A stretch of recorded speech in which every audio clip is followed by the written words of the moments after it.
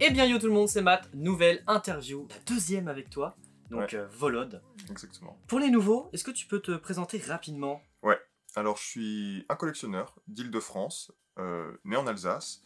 Je collectionne quasiment exclusivement le bloc Wizards, et Ouais. ça fait maintenant 11 ans, plus de 11 ans que je collectionne. Donc Ouais, là on est sur un très très vieux ouais, collectionneur. voilà. Je suis très vieux, et je suis un très vieux collectionneur aussi. Très vieux, non bah, oui. J'ai 34 ans, voilà, j'ai 34 ans, j'arrive sur mes 35, et je suis né dans les années 80. C'est incroyable, hein, mais voilà, donc... et oui, ça arrive. J'en ai sur la chaîne. Exactement. Donc du coup, ouais, t'as connu la période Pokémania, etc. J'ai connu, ouais, j'ai à peu près tout connu, ouais. Et puis j'avais l'âge de m'en souvenir surtout aussi. Wow, donc en 99, moi j'avais quoi? J'avais 10 ans. Donc ouais, pour le coup, je m'en souviens très bien. Ok. De toute façon, on a déjà fait une première interview il y a à peu près 3 ans. Ouais, Pour revenir un peu sur ton parcours, etc. Donc ça va se passer dans cette première interview, donc ça sera en description si vous voulez la visionner. Et puis nous on va plutôt faire une suite à peu près à ça, voir qu'est-ce qui a évolué. On va faire surtout une suite à ce qui m'a beaucoup été demandé, la population et les prix des items Wizards, parce qu'il y a beaucoup de choses qui ont bougé en 3 ans, ou pas 4 mal de peut-être. choses qui ont bougé. Donc du coup je me suis dit, la personne qui est apte de parler de tout ça, bah, c'est toi. Pas que, mais oui, je me défends. En tout cas pour le Wizard, je me défends. Ouais. Donc voilà, je me suis dit, let's go, on va faire une deuxième partie. T'as été très chaud, donc merci encore. Ouais. Et du coup, on va faire 2-3 petites questions de collection, parce qu'en 3-4 ans, j'imagine qu'il y a des choses qui bougent aussi. Un peu. Un peu. Donc du coup, dans la première interview, tu disais que tu collectionnais principalement le Wizard et que tu étais à peu près à 5% de ta collection sur le bloc X. Aujourd'hui, est-ce que c'est toujours le cas? C'est augmenté, diminué? C'est plus du tout le cas. Les 5%... Est-ce qu'à l'époque j'avais déjà la Deoxys? Il est possible que j'avais déjà la Deoxys à l'époque. Non, je crois pas, non. Ou Je alors crois qu'elle était même pas existante en tout cas. Ok, peut-être. Alors c'était probablement que j'avais encore les stars du bloc X, et du coup ça représentait 5%. Aujourd'hui je n'ai quasiment plus rien en bloc X, donc ça doit représenter en tout cas moins de 0,5%. Ok. Donc ouais, on est 0,1, 0,2 peut-être, 0,3. Qu'est-ce que tu collectionnes dans le bloc X principalement? Je collectionne plus rien, je me débarrasse de ce qui reste. C'est rare d'entendre ça, je me débarrasse du bloc X. Exactement, je me débarrasse du bloc X. Non, je suis full focus Wizards. C'est aussi un choix qui était nécessaire de faire, parce que finalement le bloc X, ça m'a permis d'acquérir des choses qui font beaucoup plus de sens dans ma collection aujourd'hui que le bloc X à l'époque. Ouais, bah tu m'étonnes, si tu cherches plutôt des items Wizard, à un moment faut que tu fasses un choix de collection. Exactement. Et du sacrifice. Donc du coup les 5% ont viré. Les 5% ont quasiment tous viré, ouais. Ok, du coup pour rester aussi un peu dans la partie Wizard, tu disais aussi que tu revendais pas mal de Reverse de la série Aquapolis Expedition. Aujourd'hui, est-ce que tu as tout vendu, ou alors tu as recommencé cette série? Je continue à vendre. J'ai d'ailleurs fait des posts de vente récemment où il doit me rester quoi? Non, je pense une quarantaine de Reverse à tout casser, Aquapolis et Expedition. Ouais. Donc voilà, c'est surtout là je crois qu'il me reste plus que du Near Mint ou de l'excellent, peut-être du Mint aussi pour certaines cartes. Mais bref, grosso modo, non, c'est les Reverse, pareil. Reverse, j'ai abandonné l'idée. C'est quelque chose que j'associe beaucoup au bloc X. Et vu que je suis un gros malade et que je suis complètement névrosé, ben je ne collectionne plus rien du bloc X. Et donc les Reverse, c'est pareil, je m'en suis séparé. Ok, donc du coup, tu te focalises vraiment sur les 8 premières séries, quoi. Set de base. De set de base jusqu'à Néo, mais je fais aussi les e-series, mais en version normale, pas en version Reverse. D'accord, ok. Voilà. Ok. Donc t'as bien les séries complètes. J'ai les séries complètes, sauf en version normale.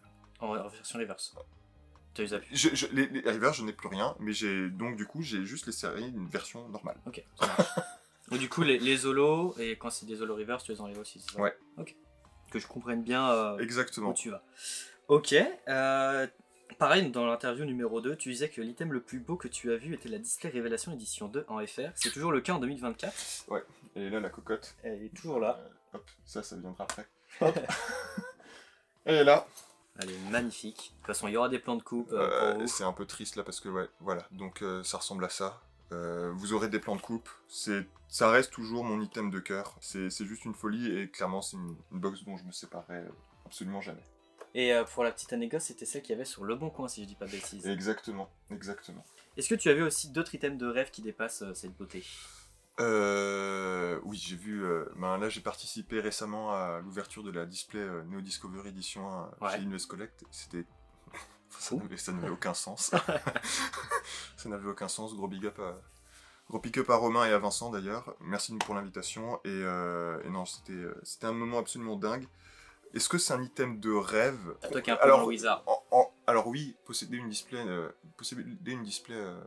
Neo Edition 1, c'est un rêve. Est-ce que je préférais avoir une Neo Discovery Edition 1 plutôt qu'une Neo Genesis Edition 2? Je pense pas. Je préférais avoir une Neo Genesis Edition 2, je pense qu'on y reviendra un petit peu plus tard. Ouais, on en reviendra un petit peu plus tard, mais du coup, parce qu'aujourd'hui on en a jamais vu, c'est ça? Exactement, ouais. C'est l'une des seules displays qu'on a jamais vu. Ça me permettrait de compléter l'intégralité du bloc Wizards en français, en édition 2. Voilà, c'est game over après. Il n'y a personne du coup aujourd'hui qui a les 8 displays en édition 2. Donc les 10 displays françaises Wizards, il n'y a personne qui les a en intégralité. Non. Ok. Que ça soit édition 1 ou édition 2. Ouais. Édition 1, enfin, on y reviendra un peu plus tard. Exactement, ça sera dans la partie 2 d'ailleurs. Ouais. On continue un peu dans la partie 1. Aujourd'hui, on te voit beaucoup dans le scellé. Où en es-tu dans cette collection d'ailleurs? C'est comme quoi? Ça avance bien, objectivement, ce qui me reste à acquérir en scellé, pour vraiment avoir terminé ce que je considère être mes objectifs de collection, c'est maintenant terminer les displays américaines. Il m'en reste 2. Il y a la Base Set 2, où je suis en discussion. C'est pas une display spécialement rare, c'est une display qui tourne à moins de 10 000 euros tranquille. Ah ouais, ouais, c'est une display qui à moins de 10 000 euros. Faut trouver maintenant une personne qui accepte de la vendre, ou alors de la trade, parce que je marche principalement en trade. Mais du coup, voilà, il y a la Base Set 2, il y a la Legendary Collection, que j'aimerais... et là, qui, pour le coup, un peu plus compliqué à avoir, un petit peu comme la Skyridge, c'est pas si évident. Je pense qu'on est sur un budget de 30 000, 35 peut-être. Là, ce sera forcément une grosse partie du trade. Donc, je suis en train d'envisager des trucs. J'ai déjà un contact. C'est compliqué. Avec des sommes comme ça, j'imagine que c'est compliqué. C'est compliqué, mais non, ça reste tout à fait faisable. Et il y a quelque chose qui est complètement infaisable, du coup, qu'on évoquait juste avant, c'est vraiment la Neo Genesis édition 2 française, qui pour le coup n'a pas de population, absolument zéro. Et du coup, si celle-là je pouvais la choper, je pense que c'est vraiment l'item qui te ferait kiffer aujourd'hui. L'objectif pur. C'est clairement l'item français scellé où je peux faire n'importe quoi en fait. Il y a une dinguerie qui peut me sortir. Ça peut être complètement débile ce que je propose. Ah ouais, tant que ça. Ouais, non. Mais là, pour le coup, c'est vraiment... c'est simple. Il y aura tout. C'est tout, toutes les néo... Enfin, tout le Wizard français édition 2 sera chez Bibi. Dormira chez Bibi. Enfin, dans les coffres, évidemment, mais c'est... Tu seras le tout premier du coup en France. Là pour le coup, ouais, c'est un putain d'objectif. Mais je sais que je suis pas le seul du tout à chasser cette j'imagine que cette box là. Il y en a plein. Ouais, il y en a pas mal. Ouais. Du coup, tu parlais un peu des affaires que tu as pu faire avec des objectifs comme ça. Ouais. Est-ce que tu as eu des anecdotes d'affaires entre 2020, du coup notre première interview, et 2024? Est-ce que tu as eu des anecdotes avec un peu de stress, ou alors des anecdotes qui se sont bien passées? Parce que j'imagine que quand tu achètes des choses comme ça, t'es un peu... Ouais, j'ai pas mal d'anecdotes. Je vais en donner une d'anecdote. Je t'écoute. Je vais en donner une d'anecdote qui est assez parlante. Je crois qu'on est en 2020 et... Je crois qu'on est vraiment en 2021. Mi-2021. Où Pop, sur eBay-US, la fameuse Neo Genesis Edition 1, qui a été ouverte par Romain, il y a... voilà. Cette display, elle était affichée à l'époque à 20 000 $. Et il s'avère qu'au même moment, quasiment au même moment, j'étais en discussion avancée pour récupérer la petite néo-révélation qui se trouve ici. Et du coup, quand je vois Pop ça, non. J'ai un contact qui ne m'a pas contacté en me disant « Réveille-toi, il y a une Genesis Edition en ligne, paye !» Paye, espèce de gros bâtard. Et il m'a pas appelé, il est resté en PLS sur son lit en se disant merde, j'ai pas les fonds. Il a oublié de m'appeler. Et quand littéralement, en fait, à ce moment-là, j'aurais pu insta-buy la Genesis Edition. Ça ne s'est pas fait. Au final, j'ai quand même récupéré ça, donc je suis pas déçu. Mais c'est-à-dire que, voilà, typiquement, si ça m'était passé sous le nez, je serais allé égorger le mec en fait. C'est marrant d'avoir cette anecdote sur cette Genesis édition, parce que du coup j'ai Thibaut aussi, Ticari, qui avait une anecdote aussi sur celle-ci. Exactement, ouais. Où que lui à l'époque il était vraiment en recherche pure surtout, il s'est juste pris une soirée pour lui, et c'est là où cette display a pop. Et il avait demandé d'ailleurs le savoir s'il pouvait, il dit qu'il payait plus, etc. Et au final, bon, bah, le vendeur était très honnête pour le coup, et du coup c'est Romain Chat qui l'a ouvert. Et pour le coup, bah moi j'ai été invité pour celle-ci, pour l'ouverture. Grosse folie. Et j'ai quand même récupéré 4 boosters de celle-là. Oui, qui sont vrai. Ici. Hop, un petit pépère là. Puis du coup tu m'avais demandé de te ramener. Donc du coup j'ai quand même récupéré 4 boosters, dont un qui était lourd, et que j'ai laissé Vincent Pérez ouvrir lors de l'ouverture de la Discovery, et donc j'ai récupéré, c'était le Lugia en plus, le fou furieux, et du coup, il m'a filé son booster léger.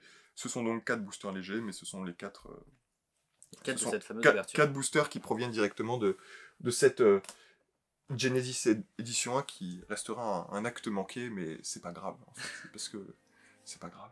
Et du coup, quand je t'ai ramené les boosters, le Lugia était lourd, c'est ça? Le Lugia était lourd. Du coup, il y aura une photo d'archive avec moi avec les 4 boosters.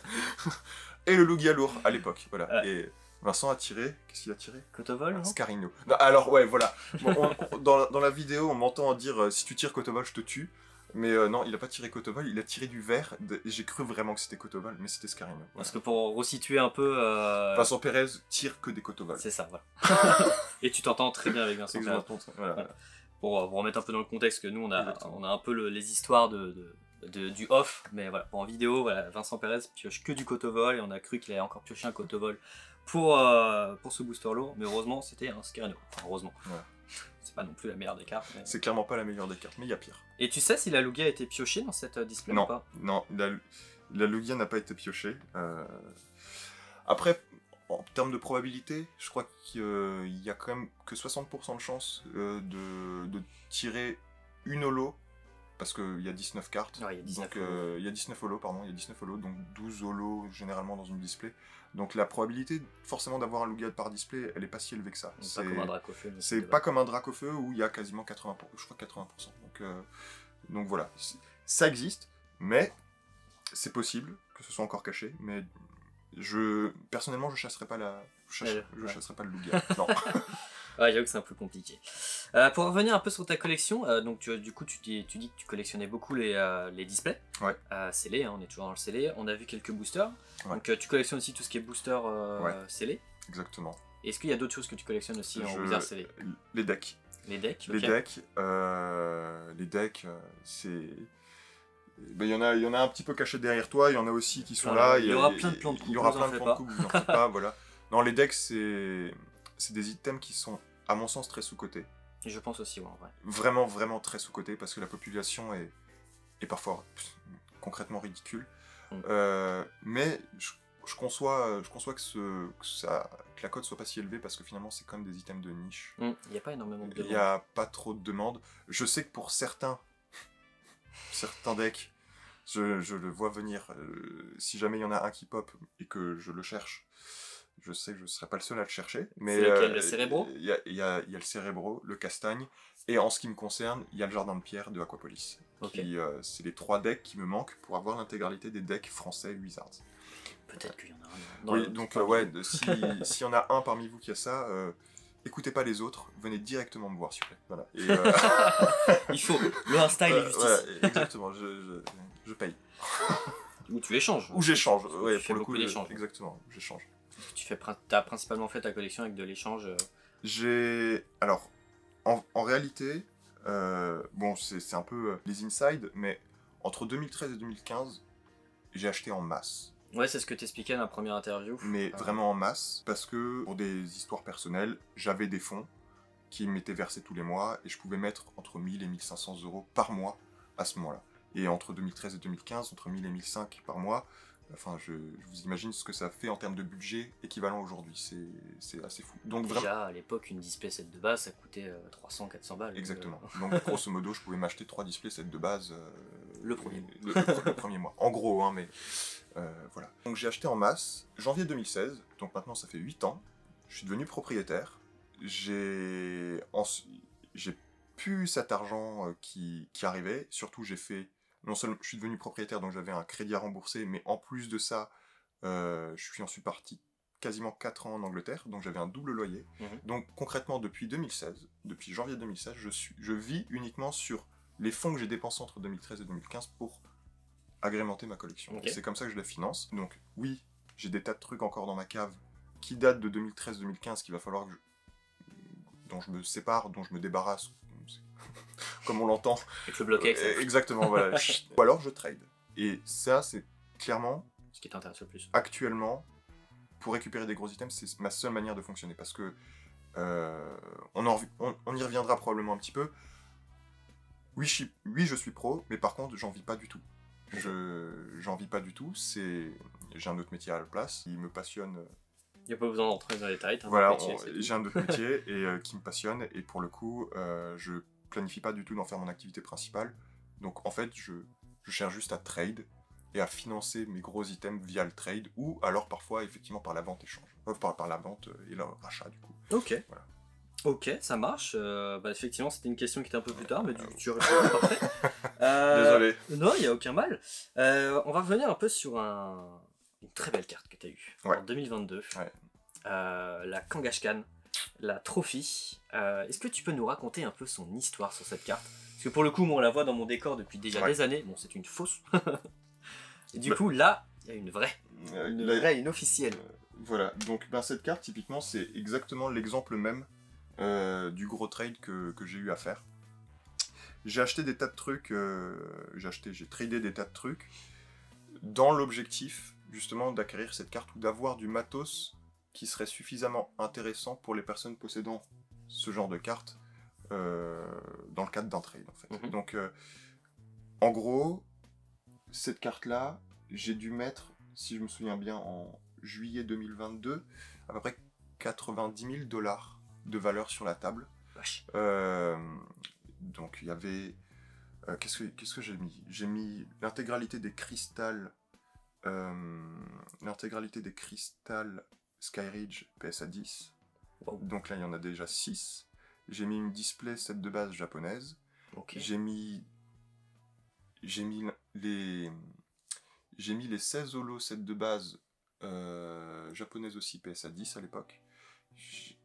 J'ai encore mis des tas de trucs, et évidemment à la fin j'ai complété par un montant en cash, quoi. Donc, donc voilà, mais concrètement, pour ce genre d'item, moi je n'ai pas les fonds. Je fais pas de chiffre d'affaires mirobolant, contrairement à... Si tu compléments de salaire, des petits trucs comme ça. Voilà, exactement. Comme avec moi. Quoi. Donc, j'ai pas...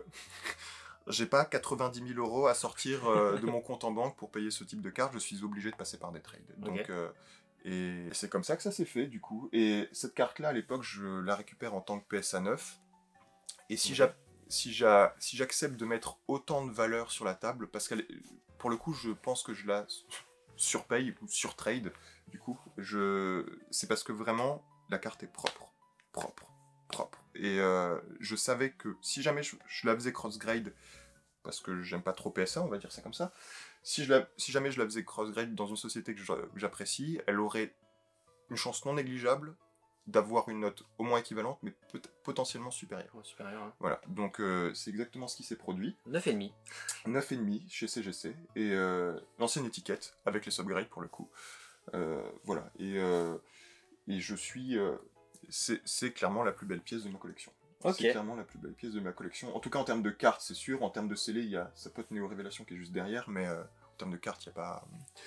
J'ai des chouettes cartes françaises, mais ça n'a rien à voir avec ce genre de choses où la population dans cet état-là, si on inclut les PSA 10, c'est autour de 15 dans le monde. Et pourquoi cette carte en particulier Alors, déjà, moi, j'aime beaucoup le design de la carte. Ken Sugimori, non? Ken Sugimori, exactement. C'est une trophée qui est aussi sympathique parce que c'est la trophée qu'on obtenait quand on gagnait suffisamment de matchs dans un tournoi qui faisait concourir des parents avec leurs gamins. C'était un tournoi familial. C'était un tournoi familial. Et du coup, cette carte-là, vraiment, elle a elle me plaît, en fait, tout simplement. Fallait pas forcément être premier, deuxième, troisième.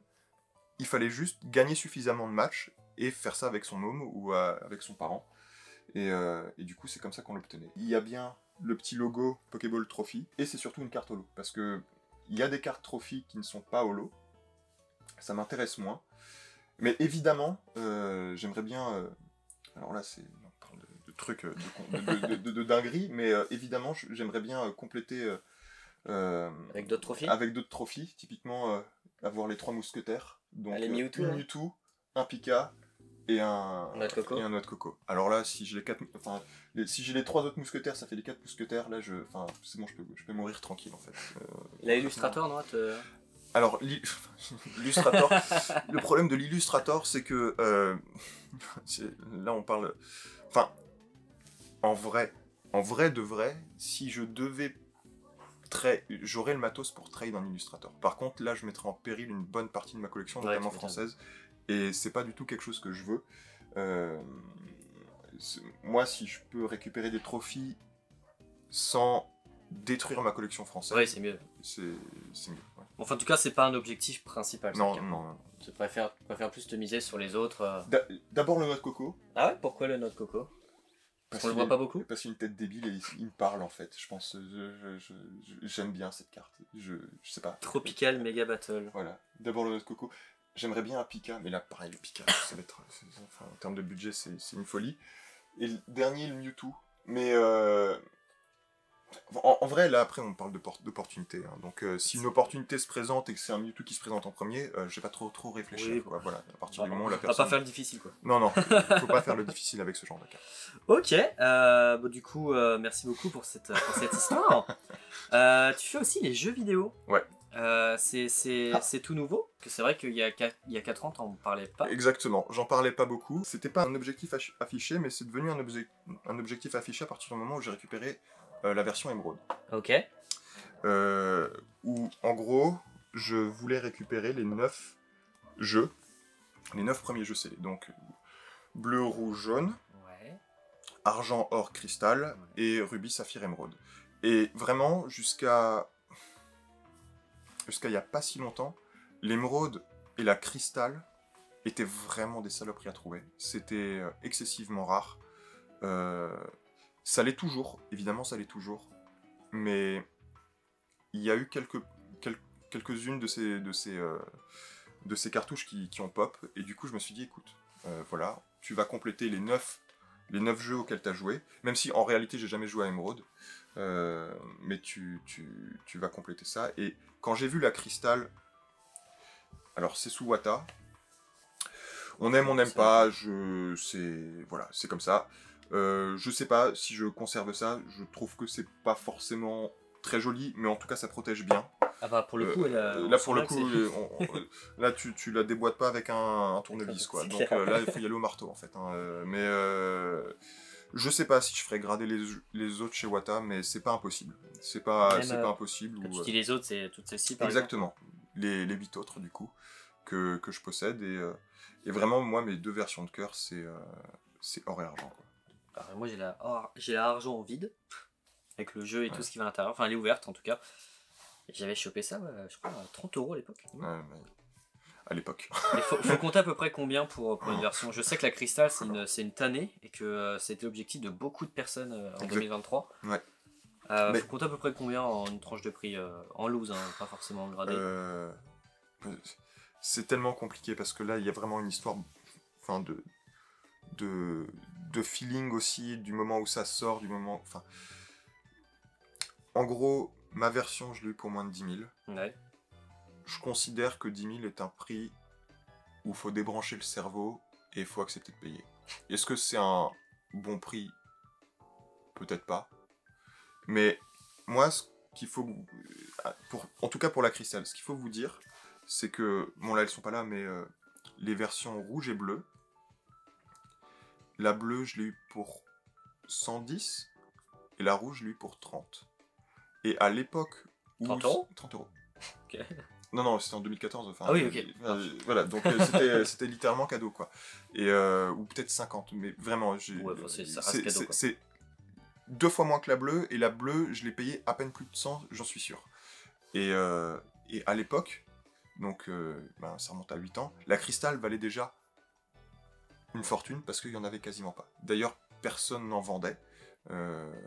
C'était littéralement introuvable. Et je suis pas sûr d'avoir de souvenir, avant 2016, d'une version cristal scellée officielle. Et je pense qu'en 2016... Alors, en 2016, ouais, ça devait... Je crois que c'est à ce moment-là les premiers souvenirs que j'ai pour la cristal. Je pense que personne n'aurait pu l'avoir pour moins de 2000, 3000 euros. Ouais, quand même, Donc, déjà, ouais. déjà à l'époque, ça valait bonbon. Mais aujourd'hui, la rouge et bleue par rapport à l'époque, ça fait quasiment x100. Putain. Alors que la cristal a fait x3. Donc si vous voulez, moi, j'ai aussi ce recul du fait, parce que je suis très vieux. Non, ça fait parce que je collectionne depuis longtemps que je me rends compte qu'il y a des rapports de rareté qui ont évolué au cours du temps, et qui finalement, là où on se dit, ah mais aujourd'hui cristal, ah oui mais ça vaut quand même 3 ou 4 fois plus qu'une version jaune, ouais mais la version jaune, à l'époque, elle valait peut-être 20 fois moins que la cristal. Donc ce genre de rapport, avec le temps ça évolue, et quand j'ai vu, vraiment, quand je dis 10 000 pour la cristal, ça me paraît un bon prix, parce que actuellement la version rouge doit se vendre autour de 2000-2005, Ouais. la version bleue autour de 3000, version or et argent peut-être 4000, donc vraiment, quand moi je me souviens du rapport de force qu'il avait entre la cristal et tout le reste, concrètement j'aurais pu venir avec rouge, bleu, jaune, or, argent, rubis, saphir, je pense que j'aurais jamais eu la cristal en trade à l'époque.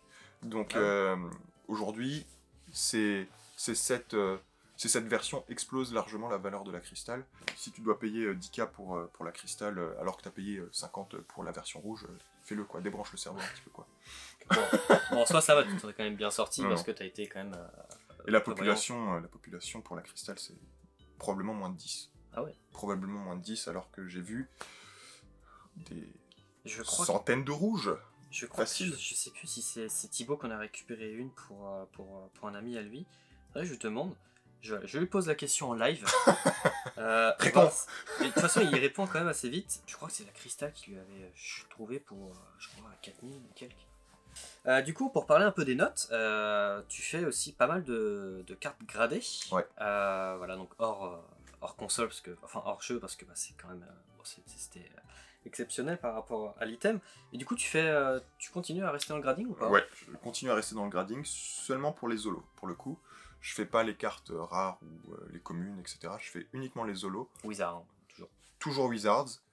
Pour les françaises, je suis chez PCA. Donc, je crois qu'il y a quasiment 210 holos brillants inclus Wizards françaises. Donc ça, c'est uniquement chez PCA. Et pour les US, c'est du CGC. Ok. Voilà. Et je fais aussi depuis peu un petit peu le japonais.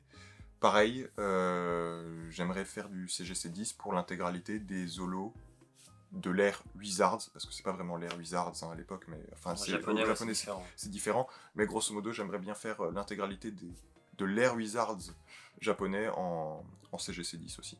Ok, c'était gros objectifs. C'est pas...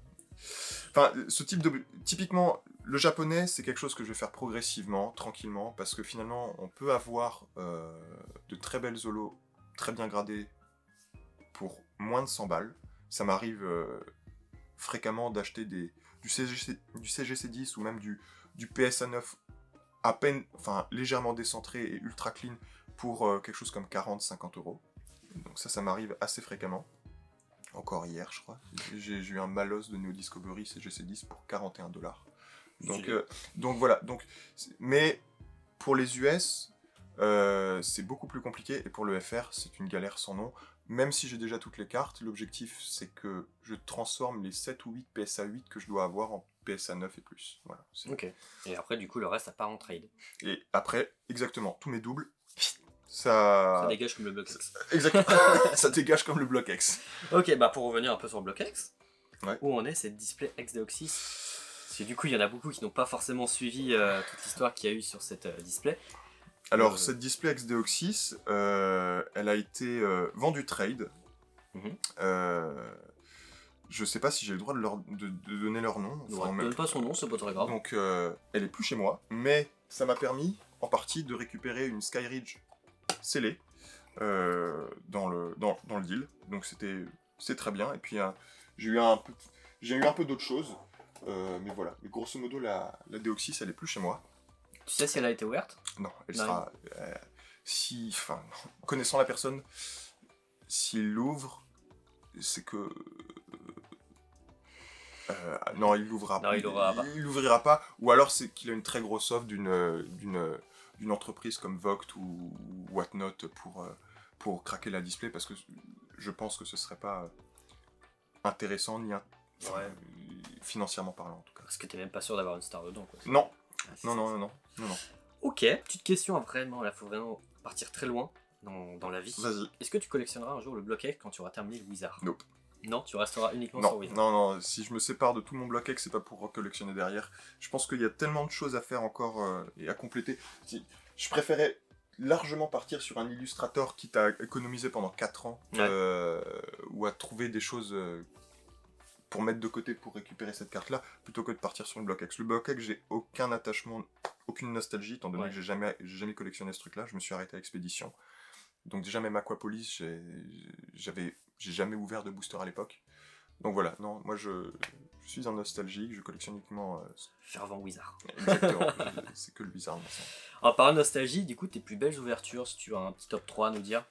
Peut-être récemment dans les 4 ans. Non, alors, ça fait depuis... En fait, en réalité, ça fait longtemps que j'ai pas ouvert. Mais le meilleur souvenir d'ouverture, c'est quand j'étais en Angleterre et qu'on a craqué avec Pablo et Solange. Gros bisous à tous les deux. La display Aquapolis. Pablo, je pense qu'il était encore plus hype que moi, parce que c'est sa série de cœur. Et c'était une ouverture absolument incroyable, où je crois qu'on a eu 11 holos, mais de cristal. C'est bien. Et je crois on a eu Nidoking et Hipporoi. On n'a pas... le Lugia est... C'est bien ça. Mais c'était un moment incroyable, et c'était à l'époque où les Aquapolis étaient encore facilement trouvables. C'est plus le cas. Et ça, je pense que, ça restera... En termes d'ouverture perso, ça restera la meilleure ouverture. J'ai ouvert du Jungle Edition 1, j'ai ouvert du set de base, etc. Voilà, enfin bref. Il y a même... Discovery aussi. Oui, non, mais je te parle personnellement d'ouverture de ma propre collection pour ma propre collecte. Et évidemment, la Discovery, le fait d'ouvrir un booster, déjà... j'étais pas bien. Déjà, j'étais juste pas bien. Et puis, tirer le Kabutops qui est... incroyable. Allez. Oui. Non. Le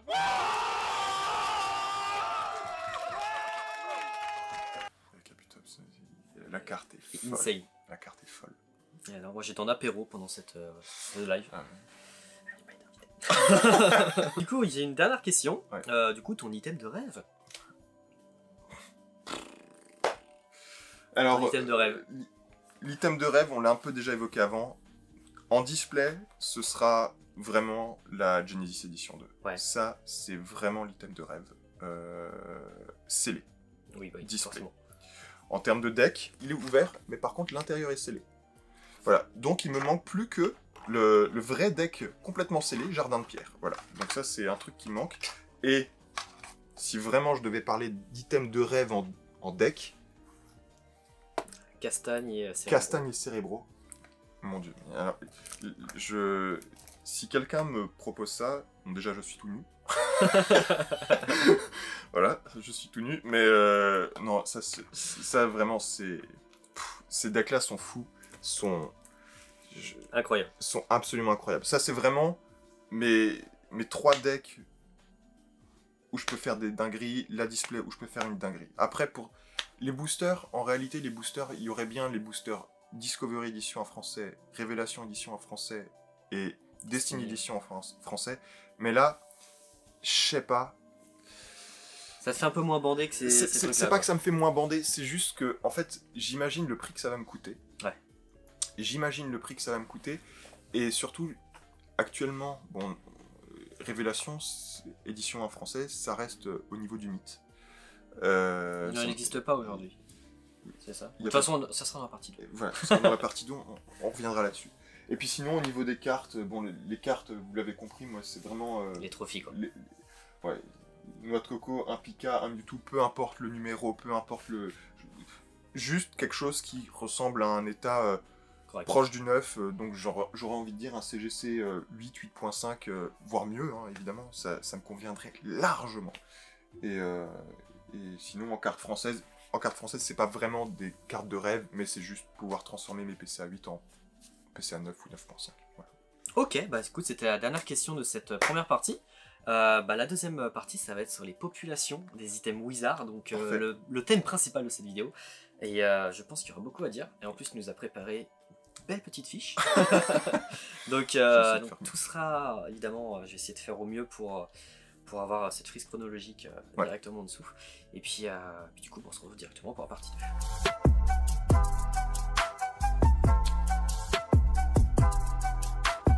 Allez, deuxième partie du coup sur les populations et prix Wizard. Donc comme j'ai dit juste avant, ça va être le thème principal de cette vidéo et qui fait suite du coup à notre première interview. Ouais. Alors, on va rentrer directement dans le vif du sujet. Set de base, qu'est-ce que ça vaut aujourd'hui en termes de booster, display, blister, édition 1 et édition 2? Alors les blisters, enfin le problème, moi déjà les blisters je les collectionne pas. Donc déjà je vais avoir du mal à estimer combien ça coûte. Et même la population, j'ai pas fait de suivi particulièrement précis pour ce type d'item. Par contre, pour les displays, il y en a toujours des centaines. Il y en a quasiment une par mois qui est ouverte depuis 4 ans, 5 ans peut-être, depuis la hype en fait tout simplement, depuis 2020. Il y en a bien une par mois qui est ouverte, donc je pense qu'il y en a encore plusieurs centaines. Sur le prix, 35 000, je crois. C'est à peu près, je dirais à peu près 35 000. Alors, pour le scellé, pour les displays, il y a la valeur du contenu et la valeur du contenant. Et en l'occurrence, pour le set de base, c'est peut-être un des rares exemples où il vaut mieux craquer la display plutôt que de la vendre telle qu'elle. Moi, je pense qu'une display scellée se vend autour des 35. Je pense qu'il y a moyen, sans trop de difficultés, en tout cas c'est ce que j'ai vu sur les dernières ventes aux enchères, de tirer entre 40 et 45 000 euros sur du box break, sur Voct ou Whatnot exactement, parce que j'ai vu une moyenne de prix de booster non trié se vendre autour des 1003, 1004. Donc voilà, pour moi une display set de base, si on veut en vendre une, c'est vraiment des rares cas où il vaut mieux la craquer plutôt que de la vendre scellée. Et ouais, moi la display set de base, entre 35 et 40 on va dire. Entre 35 et 40. Et en édition 2 ? Et en édition 2, c'est un peu plus compliqué. Alors, déjà, la population, en édition 2, pour moi, on est entre 5 et 10. Le problème, c'est que je peux pas te dire si c'est plutôt 5 ou plutôt 10, parce que j'ai fait un tracing de ces displays-là que récemment, qu'à partir de 2019. Et du coup, je sais que c'est aussi une display qui est assez volatile, elle peut pas mal passer de main en main. Et donc, c'est peut-être 5, c'est peut-être 10, parce que j'ai des échos, mais je peux pas dire exactement si... Il y a peut-être des gens que j'imagine... Entre 5 et 10, quoi. Ouais, voilà, entre 5... J'imagine qu'il y a des gens qui possèdent cette display, mais peut-être qu'elle ne la possède plus parce qu'elle est justement passée chez quelqu'un d'autre, dont je sais qu'il la possède. Enfin bref, des histoires. Voilà, et en termes de valeur, là pour le coup, la display set de base édition 2, pour moi, le contenant vaut plus que le contenu. Donc on est sur probablement autour de 400, peut-être 500 euros. En réalité, non, sur du léger, on est sur du 300-400, je crois, les boosters. Donc on peut imaginer du 400-500 pour du non-trié. Et donc ça amènerait le contenu de la box, le contenu de la box à valoir entre 18 et 20 000. Mais je pense que actuellement, il y aurait des preneurs à 25 000 pour la display set de base édition 2. Ok. Passons du coup à Jungle. Jungle. Pareil, même problème. Il y en a beaucoup. Il y en a... Enfin, en réalité, Jungle édition 1, il y en a eu beaucoup. 2014 ou 2015. Papy, c'était ça? Non. C'était édition 2 pour Papy. Mais édition 1, ça venait quasiment que des US. J'ai eu l'occasion d'en avoir 4 à un instant donné. je connais des personnes qui en ont eu 10 à un instant donné. Voilà, donc non, mais par contre depuis, c'est... Il y en a plus beaucoup, on voit plus beaucoup en tout cas. En tout cas, qui apparaissent comme ça, de nouvelles populations, il n'y en a pas des masses. Donc vraiment, je pense que là, on est sur au total une vingtaine de box pour l'édition 1. Il y en a probablement une bonne dizaine qui ont été ouvertes. Alors, il y en avait peut-être une trentaine, il y en a une bonne dizaine qui ont été ouvertes, et donc je pense qu'on est sur une vingtaine actuellement, aujourd'hui, en termes de population. Et pour le prix... Le prix d'une box, je pense que c'est autour de 25. Entre 20 et 25. Le prix auquel je pense, c'est ce que tu dis. Entre 20 et 25.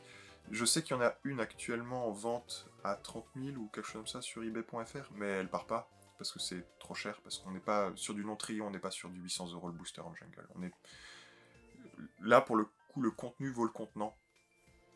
J'imagine le prix de non trié autour de 600, 700, voilà, donc 20-25 pour une Jungle Edition, ça me paraît tout à fait légitime. Et pour l'édition 2, l'édition 2, il y avait un stock, il y a peut-être toujours un stock, c'est ça le problème, absolument faramineux. Là on parle de plusieurs casebox, hein, pour le coup. Après, elles sont pas en super bonne qualité. Exactement, parce que ce sont des prints belges, malheureusement. Désolé pour nos amis belges, mais la fabrication de la display belge est affreuse. Par contre, la qualité de carte est bien meilleure que la qualité de carte US. Et ça, c'est quand même vraiment une spécificité chelou à Wizards. C'est-à-dire que, vraiment, leurs displays, elles sont dégueu, aux Belges, mais leurs cartes sont plutôt pas mal. Franchement, plutôt pas mal. Et du coup, Jungle Edition 2, je pense que... C'est compliqué de donner un chiffre. Une tranche. Probablement une trentaine. Ça peut être 60, ça peut être 20. Finalement, selon le stock qui reste. Le stock qui reste, exactement, ce stock faramineux que j'ai mentionné. Et au niveau du prix, je pense qu'on est autour des 10 000 € actuellement. Même si... Ouais, moi j'ai payé j'ai acheté... Non, je n'ai pas acheté.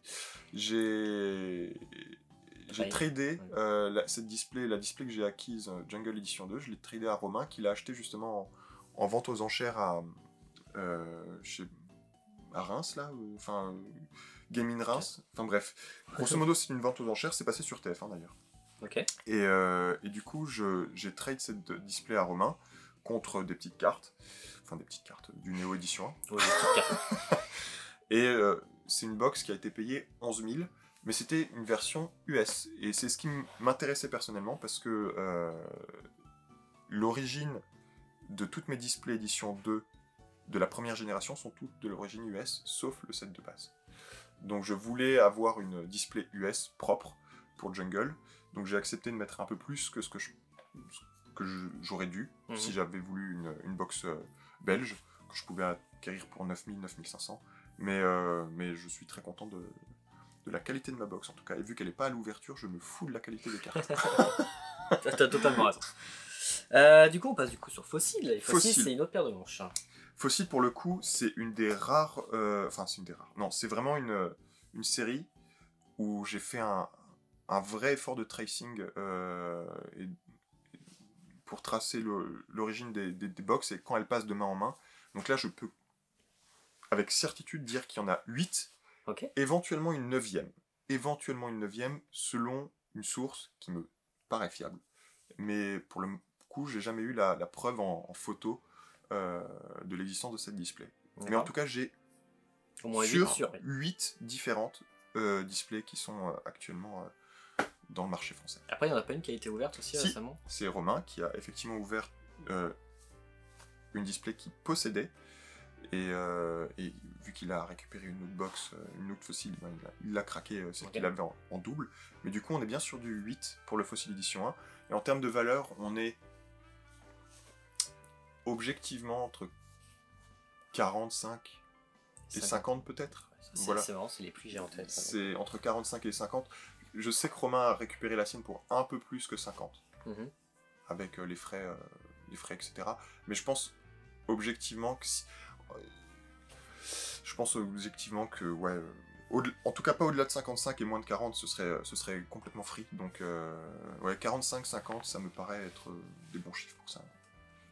Et en édition 2 du coup? Édition 2, alors édition 2, de mémoire, je crois qu'il y a 4 ou 5 box.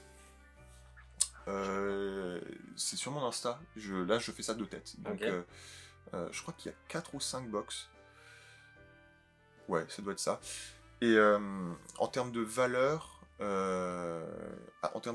y en a probablement pour 20 000, 25 000 euros dans ces eaux-là. Parce que là, j'ai l'image à peu près que tu nous avais envoyée. D'accord. 5. Ouais, des 2, 5. Ok, d'accord. Des 2, 5. Donc. C'est très bonne mémoire. Non, voilà. Donc, il y en a 4 sûrs. Et là, j'ai peut-être mis la 5e. Enfin, la 5e, faut que je vérifie là, comme ça, j'arrive pas à me souvenir. Mais bon, c'est un truc que j'ai fait. J'ai fait la tête reposée, là, comme ça, en rush, j'arrive pas à me souvenir du 5e possesseur de cette box-là. Oh, mais il y en a. Si j'ai marqué qu'il y avait 5 sur ce petit graphique, c'est qu'il y en a probablement un 5e. Donc voilà. Du coup, Team Rocket maintenant. Team Rocket. Team Rocket. Je me souviens à l'époque, sur notre première interview, tu parlais d'une display Rocket édition 1 qui était un peu secret. Exactement. Aujourd'hui, tu l'as révélé comme quoi tu l'avais.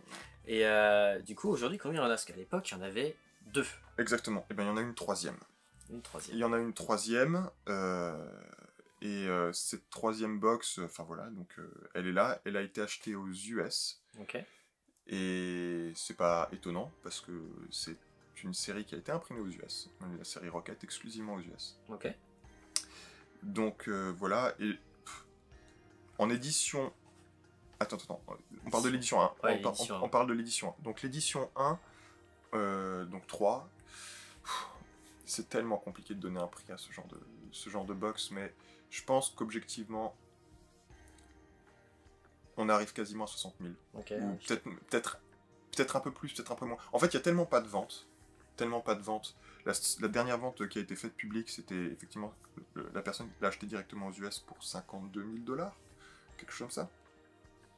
Donc après, avec les frais d'importation, etc., on peut tout à fait imaginer que ça monte à 60 000. C'est probablement le prix que je donnerais. Même si, pour le coup, c'est peut-être sous-évalué. Je sais pas, parce que j'ai de grosses interrogations sur les boosters. Parce que les boosters en édition 1, on est peut-être une vingtaine à avoir l'article complet. Ok, je vais bientôt en récupérer un, moi, de mon côté. Édition en français, propre, giga propre. Donc, parce que c'est des boosters qui sont excessivement rares. Ça, on pourrait je sais pas si ça vient ensuite dans la suite de l'interview, mais Rocket, c'est vraiment une série un peu spéciale. Je crois que c'est une des questions après. Mais bref, c'est une série qui a été mangée, entre guillemets, par Neo Genesis. Oui, en termes de distribution. Ouais. Parce que au moment où sort Rocket, c'est à ce moment-là que sort Or et Argent. C'est ça, ouais. Et Or et Argent, c'est une folie aux US.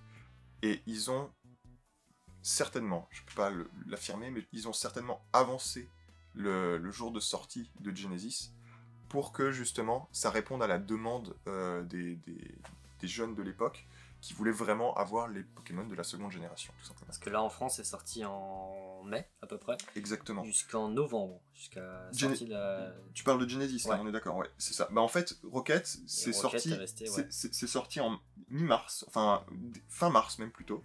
Et les données que j'ai, c'est que ça a arrêté d'être distribué vers juin.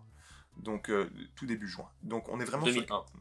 On est en 2001. Donc on est vraiment sur une distribution qui est très courte et surtout qui précède la distribution de Genesis qui a été extrêmement longue parce que c'est une série avec ni plus ni moins que 6 starters, Lugia, Pichu, les bébés Pokémon, enfin bref, qui a littéralement cartonné. Et c'est pour ça que Rocket a probablement été mal vendu, peu vendu et assez peu distribué.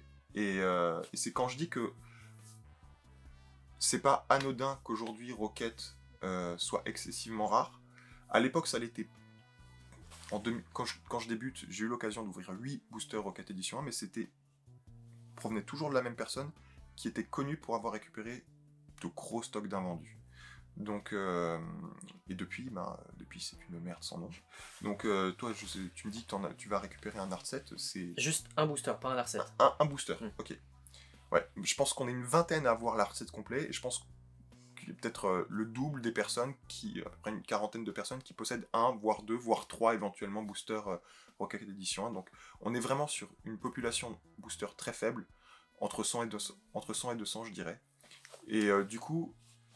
Tout ça pour dire que la valeur de la Rocket Edition 1, elle est peut-être sous-évaluée. 60 000, c'est peut-être sous-évalué parce que finalement, c'est beaucoup, mais c'est tellement rare que je peux imaginer que lors d'un box break, les boosters partent à 2000, voire 2005 en entrier. Et donc, on serait sur une valeur de display autour des 80-90. J'en sais rien. Encore une fois, c'est une tranche, hein, c'est de la spéculation, mais moi, en tout cas, si je devais en acheter une, je ne mettrais pas plus de 60 000. Ok, et du coup en édition 2 ? En édition 2, alors là j'ai mis 2, mais il y a quelques jours, j'ai une information d'une personne dont je ne donnerai pas le nom, mais qui est connue pour être très sérieuse, etc., qui me disait que, normalement, il y aurait 2 autres displays qui allaient pop dans les semaines, voire peut-être les mois qui viennent. Okay, donc on passerait sur une population de 4. Ouais. Et du coup, ça change pas mal de choses. Mais est-ce que ça change drastiquement la valeur de la display ? Je pense pas, parce que la demande est tellement élevée sur Rocket que je pense que ça changerait pas grand-chose à la cote, qui pour moi est autour des 30 000 €. Okay. Pour la Rocket Edition 2, on est entre 25 et 30, disons. C'est plus aimé que Fossil. Il n'y a pas photo. Ouais, il n'y a pas photo. Donc si on estime la Fossil Edition 2 à 25, je pense qu'on est en droit d'estimer la Rocket Edition 2 à 30. Voilà. Donc je mets 25-30 parce que j'ai mis 20-25 pour la Fossil, mais 25-30, ça pourrait peut-être 35, voire plus que ça. Ok. Moi, j'ai dit que j'ai eu la chance d'en ouvrir une il y a très longtemps. Exactement. 4 ans, je crois. C'est une des 2 seuls displays Rocket Edition 2 qui a jamais été craqué. C'est beau. Et du coup, on y vient, Neo Genesis. Ouais, Neo Genesis. Bon, alors c'est vraiment une spécificité française. Au total, on a eu 3 displays Neo Genesis édition 1. Ouais. Pour aucune édition 2. Ouais, parce qu'on a dit dans la partie 1. Ça n'a pas de sens, parce que les boosters Genesis édition 2 français, il y en a plusieurs centaines, parce qu'on est probablement une cinquantaine facile à avoir les art sets. Ça remonte à 2014, où une personne nommée Ella Troy sur eBay US a sorti, je sais pas, 400, 500 boosters Genesis Edition 2 à l'époque, dont la fameuse... Et dans le lot se cachait apparemment... Enfin non, ça je dis peut-être une connerie. Ça je pense que c'est pas exactement Ella Troy qui sortait la display Genesis Edition. Il faudrait demander à Murcielago. Mais je crois que c'est une fausse info ce que je raconte. Bref, en tout cas, du Genesis Edition 2, il y en a eu quantité, et pourtant on n'a jamais vu une putain de display. Donc moi j'en ai vu beaucoup en vide, en tout cas. Oui, beaucoup en vide, et c'est vraiment très drôle, c'est vraiment une spécificité française. Donc édition 1, il y en avait 3, il n'y en a plus que 2 depuis qu'il y en a une qui a été ouverte. Dédicace. En termes de valeur, j'aime tellement pas estimer ce genre de choses parce que c'est très compliqué, mais ouais, je pense qu'on est à 4000 € sur du non-trié, probablement. Même du non-trié, du léger ou du lourd, pour moi, il y a tellement pas beaucoup de différence, je trouve, entre un booster Genesis Edition à lourd et léger, parce que ça reste excessivement rare, il y en a une trentaine, quarantaine à tout casser. Donc, moi, en l'occurrence, j'ai permis à Vincent Pérez d'ouvrir mon lourd, et j'ai récupéré son léger. Je lui ai pas demandé de compensation, quoi que ce soit. Bon, après, c'est parce qu'on se connaît bien, mais c'est-à-dire que, voilà, c'est les copains et tout, mais je me serais pas vu lui demander 2000 balles de compensation. Je pense vraiment que il y a à peine une petite plus-value de 500, éventuellement, peut-être jusqu'à 1000 pour du lourd. Mais voilà, donc, si on est sur du 4000 en léger, 4000 fois 36, ça fait à peu près du 100, 130, 140, voire peut-être 150 000 €. Voilà. Okay. Peut-être. Nous, à l'époque, quand on avait ouvert cette box, Il y avait une interview, enfin des questions-réponses Ouais. de la commu. Et eux, ils étaient, c'était Fuji et Romain Chat, ils étaient plus autour de 110 000, 118 000. Ouais, non, en fait, ça n'a pas tant évolué que ça. C'est là où on remarque qu'il y a des séries qui ont littéralement explosé. Rocket a explosé. Elle a pris x5, x3 depuis cette interview-là, minimum. Genesis édition 1 a peu évolué. Okay. Vraiment, vraiment peu évolué. Aquapolis, ça fait du x5 par rapport à... Parce qu'à un moment, il y avait beaucoup d'ouverture aussi de ces displays, donc du coup, ça, les gens, forcément, ils se disent, putain, il est pas mal cette display. Non, mais donc Genesis a... Moi, 140 000, je partirais là-dessus sur une valeur. 150 000 peut-être. Compliqué à dire. Mais, et du coup, pour les deux, tu me fais une dinguerie, c'est dit... les deux... Il n'y a pas de prix, c'est toi qui fais une dinguerie. Exact. En fait, autant les d'un, je pense vraiment que la valeur... On est tellement sur un truc bizarre que la valeur du contenu vaut la valeur du contenant. Donc la valeur des boosters, des 36 boosters non triés, vaut la valeur de la display. Pour le Genesis Edition 2, je sais que ce ne sera pas le cas. Je sais que là, il y aurait bien probablement un facteur 50%, voire quasiment plus 100% entre le contenant et le contenu. Parce que le prix d'un booster édition 2, c'est quoi? C'est 700? Ouais, à peu près, 700, entre 700 et 800 suivant l'illustration. Donc ça reviendrait à une box 36 x 700, ça reviendrait quoi? Ça reviendrait autour des 25-30 000 balles. Je vois pas une Genesis édition 2 sous display. Enfin, moi personnellement, je mets 60 000 sur la table en trade sans aucun problème. Tu fais des dingueries. Voilà, je fais des dingueries. Donc, s'il y a une Genesis Edition 2 qui pop, j'imagine que ce sera autour de 60 000 € la valeur de la display. Ok.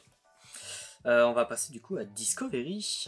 Discovery. Discovery qui est un peu comme Rocket que je vois sur ton graphique. Exactement. Qui n'est pas sorti beaucoup de temps. Oui, et comme Rocket, bizarrement. Rocket, bizarrement, c'est une série qui a eu une grosse arrivée, où il y a eu un gros stock qui a été retrouvé, puis plus rien, ou quasiment plus rien. Donc là, en l'occurrence, c'est Dark of 022, et aussi Teddy de Tous Feux d'époque, qui avait récupéré, je crois, à l'époque 6 displays, 6 ou 7, 6 ou 7 displays, en 2014 ou 2015, je sais plus exactement, peut-être 2013 c'est trop tôt, 2014-2015, ouais.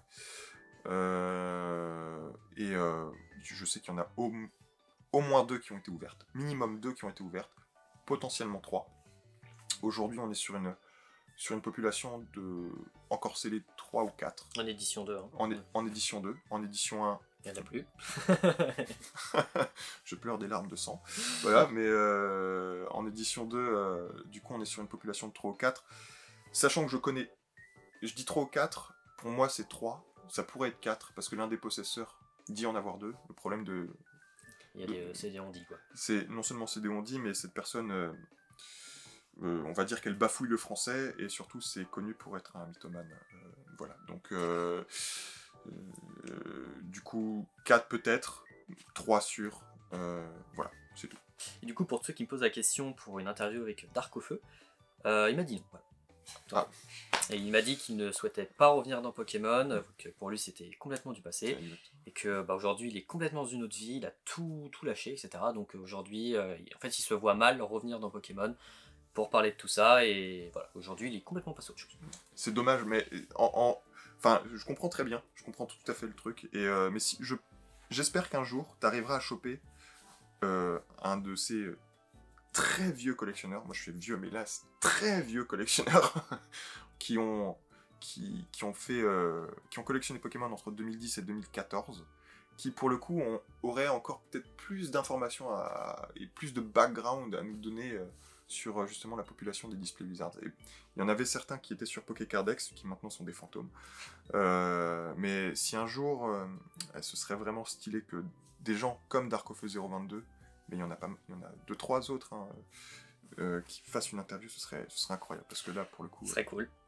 N'hésitez pas si vous passez par là, voilà. Si vous êtes un peu plus... Et je vous aime surtout si vous passez par là. On vous aime tous. Voilà. Exactement.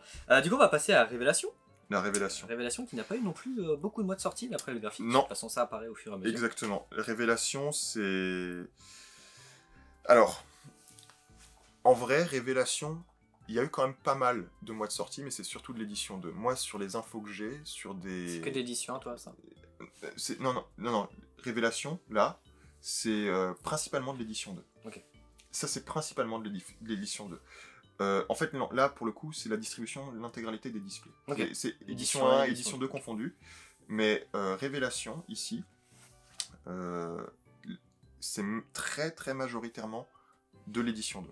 Et c'est pas étonnant, parce que le scellé édition 1 Révélation n'existe pas. Il n'y a ni booster, ni display. Et vu qu'il n'y a pas de deck dans la série, quand je dis qu'il y a 0 scellé pour Révélation édition en français, il y a 0 scellé. Quelques boosters en édition 2 qui traînent par-ci par-là. Il y a, voilà, je pense qu'on est une quinzaine, peut-être moins, à posséder les art sets Révélation édition 2, mais pas plus que ça.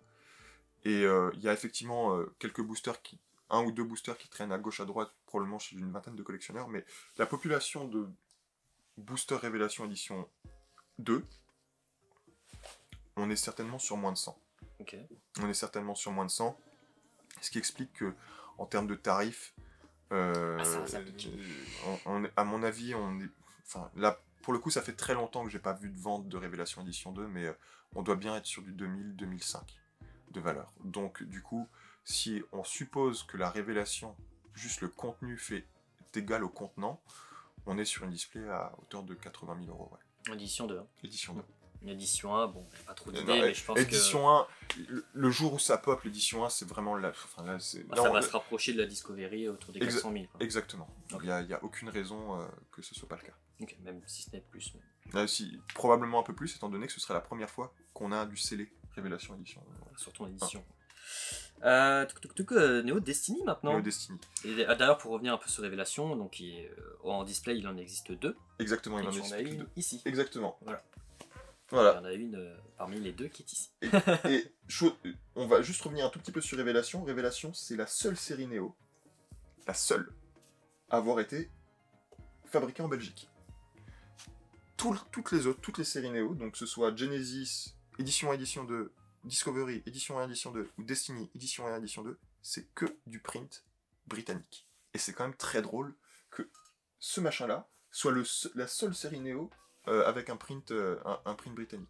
De toute façon, on va revenir un petit peu après, mais ouais. On va revenir, ok, d'accord. C'est vraiment, en plus, tu auras vraiment un argumentaire dessus. Ça marche. Parce que là, on va rester sur la population, et après, sur tout ce qui va être impression, t'inquiète pas, il y a une question qui est dédiée. Pas de problème. Qui sera dédiée pour avoir plus d'explications. Du coup, on va enchaîner du coup sur Destiny, en édition 1. Édition 1, en display, ça n'existe pas. En booster, il doit y en avoir 6 ou 7. Je crois qu'il n'y a pas l'art set complet. Je crois, ouais. Je crois qu'il n'y a pas d'art set complet. Je crois qu'il y a... Il en manque un, je crois, à Chat, c'est ça? Ouais, il en manque un à Romain, sûr à 100%. Enfin, bref. En tout cas, 6 ou 7. Pas plus. Alors là, le prix d'un booster... Enfin... J'entends aux alentours de 10 000. 10 000, 12 000, 8 000. C'est un petit peu selon... le vendeur. Selon le vendeur, selon les envies, selon l'acheteur aussi. Parce que finalement, c'est des items tellement de niche. Et là, pour le coup, vu qu'on peut pas avoir l'art set complet, moi, typiquement, c'est pas quelque chose qui me chauffe. Moi, ou alors, il me le faut à bon prix. Et là, pour le coup, oui, si c'est à bon prix, volontiers, je le prends. Mais tant qu'on peut pas avoir l'art set, c'est quand même... Enfin, on passe à côté d'une population d'acheteurs éventuels qui, eux, collectionnent que les art sets complets, dont je fais partie. Donc voilà. Ok, ça roule. Et du coup, en édition 2, les displays? Et en édition 2, les displays... Alors... C'est un peu comme Jungle. C'est un peu comme Jungle. La population est assez compliquée à donner, mais entre 5 et 10, probablement. Parce que 5, c'est sûr. Dont une qui est là. Dont une cocotte qui est là. 10, ça dépendra du stock qu'une personne dont je ne citerai pas le nom possède. Et il se peut qu'il n'y en ait pas. Il se peut qu'il y en ait 2-3. Il se peut qu'il y en ait peut-être même une case. J'en sais rien. En tout cas, je sais que entre 5 et 10, ça me paraît plutôt safe comme estimation. En tout cas, il y en a 5 sur minimum. Ok. Alors, on va passer maintenant au e-card. Expédition, donc dans la première interview, tu me disais qu'il n'en existait que 2. Ouais. Et aujourd'hui, il n'en reste toujours que 2. Et Ça n'a pas bougé. parmi les deux, tu vois... Ça n'a pas bougé. Elle n'est pas ici, mais tu l'as. Ah non, je l'ai pas ici. Ben non. Donc du coup, j'en ai une. Et la deuxième, elle est chez quelqu'un. Expédition. Les boosters sont... C'est un peu cher quand même. Ben moi, je les trouve pas si chers que ça. Vu la rareté de la série, comparativement à Aquapolis, parce que... Enfin, j'ai vu des boosters Aquapolis, je vais mélanger un petit peu les deux là. Des boosters Aquapolis, je les ai vus à 700, 800 € récemment, et peut-être 600, je sais plus exactement. Mais les expéditions, de mémoire, ils sont pas beaucoup plus chers que ça, alors que leur population est nettement inférieure. Vraiment, vraiment nettement inférieure. Donc, expédition, c'est peut-être moi qui rêve, parce que ça fait peut-être longtemps aussi qu'il n'y a pas eu de vente. Il n'y en a pas eu beaucoup. Ouais. Mais expédition, de mémoire, on est sur du 800 € le booster, 700 pour Aquapolis. Pourtant, vraiment, il n'y a pas photo entre les deux en termes de rareté. Expédition est largement au-dessus. En termes de display, il n'y en a que 2. Aquapolis, il y en a eu probablement quasiment une trentaine. Ok. Des displays, hein. Des displays. Il y en a une facilement, une dizaine qui a été ouverte. J'en ai ouvert une. Il y a des tas de gens qui en ont ouvert une. Peut-être même plutôt 15. Et du coup, ouais, aujourd'hui, en termes de quantité toujours scellée, je dirais autour de 10, même si c'est compliqué à estimer parce que finalement, ça a tellement été ouvert que c'est pas impossible qu'il y en ait que 5, et c'est pas impossible qu'il y en ait peut-être encore quasiment une vingtaine. Okay. Parce que vraiment, il y en a eu beaucoup, d'un coup, toujours du même endroit. Ouais. Et ça a été beaucoup ouvert. Mais à quel point ça a été ouvert, ça c'est une bonne question. Et je sais qu'aujourd'hui, il y a très peu de vendeurs de displays Aquapolis. Très peu. Ce qui me fait dire que quand même, le stock toujours scellé est quand même assez bas. Je partirais sur du 10. Ça m'étonnerait pas que ce soit finalement 6, 7, voire 5. Quoi. Ok. Ah, au niveau du prix. Parce que, ouais, juste pour Expédition Aquapolis, juste au niveau du prix, et même Destiny d'ailleurs, je suis même pas sûr que j'ai évoqué le truc.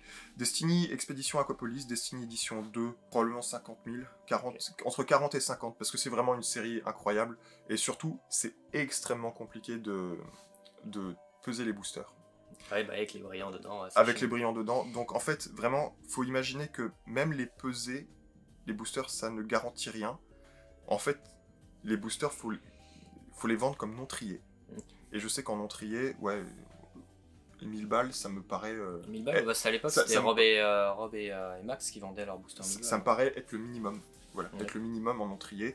Donc, moi, je serais pas surpris que ce soit 1002, 1003, donc autour de 45 000 €, quoi. Pour Expédition, là, pour le coup, le contenant vaut bien plus que le contenu. À mon sens. Donc si on partait sur du 800 € le booster x 36, on arrivera à 30 000. Moi je pense qu'à 45, on a un preneur pour Expédition. 45, 50, je pense qu'il y aurait preneur. Et pour Aquapolis, j'ai des gens qui recherchent pareil une display Aquapolis entre 25 et 30 000. C'est ce que j'allais dire. Du coup, ça clôture notre population sur Wizard avec les prix. J'ai 4 petites questions. Donc une grosse question. Tu as récemment du coup fait une demande sur les réseaux sociaux pour avoir une confirmation du lieu de fabrication des displays Wizard en FR édition 1 et édition 2. Pourquoi chercher ce genre d'informations et pourquoi il y a autant de pays différents sur sa fabrication? Donc on en a vaguement un peu parlé. Ouais, là c'est ton moment, tu peux.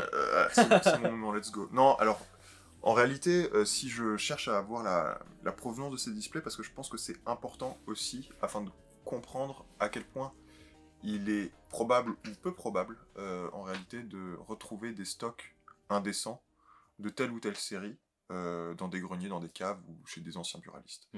Parce que beaucoup me disent, ouais, mais tu sais, il y a des collectionneurs, enfin, il y a des tas de trucs probablement chez des anciens buralistes, etc. Alors, déjà, sachez un truc, c'est que les anciens buralistes, j'ai écrémé quasiment l'intégralité de l'Alsace, chez les anciens buralistes. J'ai cherché vraiment. Je pense que plus ou moins n'importe qui collectionnant l'old school l'a probablement fait dans sa ville natale ou dans sa ville où il habite. Et la probabilité que ça pop chez un vieux buraliste français, c'est quand même franchement assez faible. D'ailleurs, les derniers exemples montrent il y a finalement assez peu de choses qui pop chez les anciens buralistes. Ouais. Même si ça arrive, je dis pas que ça n'arrivera plus, je dis c'est possible, mais c'est pas si évident que ça. Et surtout, je pense que si aujourd'hui un papy de 75 ans avait dans sa cave du Pokémon, je pense que même lui serait au courant, en fait. Que ça vaut que ça peut valoir un certain prix. Si, pourquoi ? Parce que cette personne-là a probablement des enfants ou des petits-enfants qui collectionnent Pokémon. Et du coup, j'ai envie de dire que il se rendrait compte, pas forcément exactement de la valeur, mais il se rendrait compte que ça vaut pas rien, en fait, que ça vaut plus 150 balles comme ça valait à l'époque. Donc, moi, je pense vraiment que le discours qui consiste à dire oui, va y avoir des tas de trucs qui vont sortir chez les vieux vendeurs de boosters, pour moi, c'est plutôt de la poudre aux yeux. C'est se voiler la face, et en fait, c'est assez peu probable qu'on augmente le truc x2, rien qu'on augmente des populations en les multipliant par 2, par 3, etc. Juste en disant, ben voilà, j'ai trouvé ça chez un buraliste, ou un vieux buraliste, peu importe. Voilà. Donc, si j'ai fait ça aussi, c'est pour montrer finalement que Wizards, en France, n'a pas été imprimé en France. Première chose. C'est vraiment ultra important de comprendre ça, c'est que le bloc Wizards, en français, a été imprimé majoritairement aux US, pour Néo, en très grande majorité en Angleterre, sauf Néo Révélation qui a été imprimé en Belgique, et en fait, en réalité, les seules séries françaises qui ont été print en Belgique, il y a le set de base, il y a Jungle, il y a Néo Révélation, Expédition, Aquapolis, ça fait 5. Donc toutes les autres, c'est vraiment à l'étranger. Okay. Donc s'il y a du stock d'invendus, c'est possible qu'il y en ait évidemment en France. Pour moi, vraiment ce discours qui consiste à dire que ça se trouve chez des buralistes, déjà c'est un peu faux, mais surtout, finalement, s'il y a des trucs rares qui se trouvent, c'est potentiellement aussi en Grande-Bretagne ou aux US, où ça peut se trouver. Et les derniers trucs le prouvent, c'est que c'est pas dans des noses ou chez des vieux collectionneurs, des vieux buralistes français qu'on retrouve des dingueries fréquemment, finalement. Déjà, ça n'arrive pas fréquemment, mais quand on en retrouve, c'est généralement pas à cet endroit-là. Voilà. Donc, c'est plutôt chez des vieux collectionneurs qui se réveillent d'un coup, comme ça, typiquement la display Deoxys. Voilà. Donc, je pense qu'il est difficile de défendre le fait que ça, il y en a des dizaines qui traînent chez un vieux buraliste.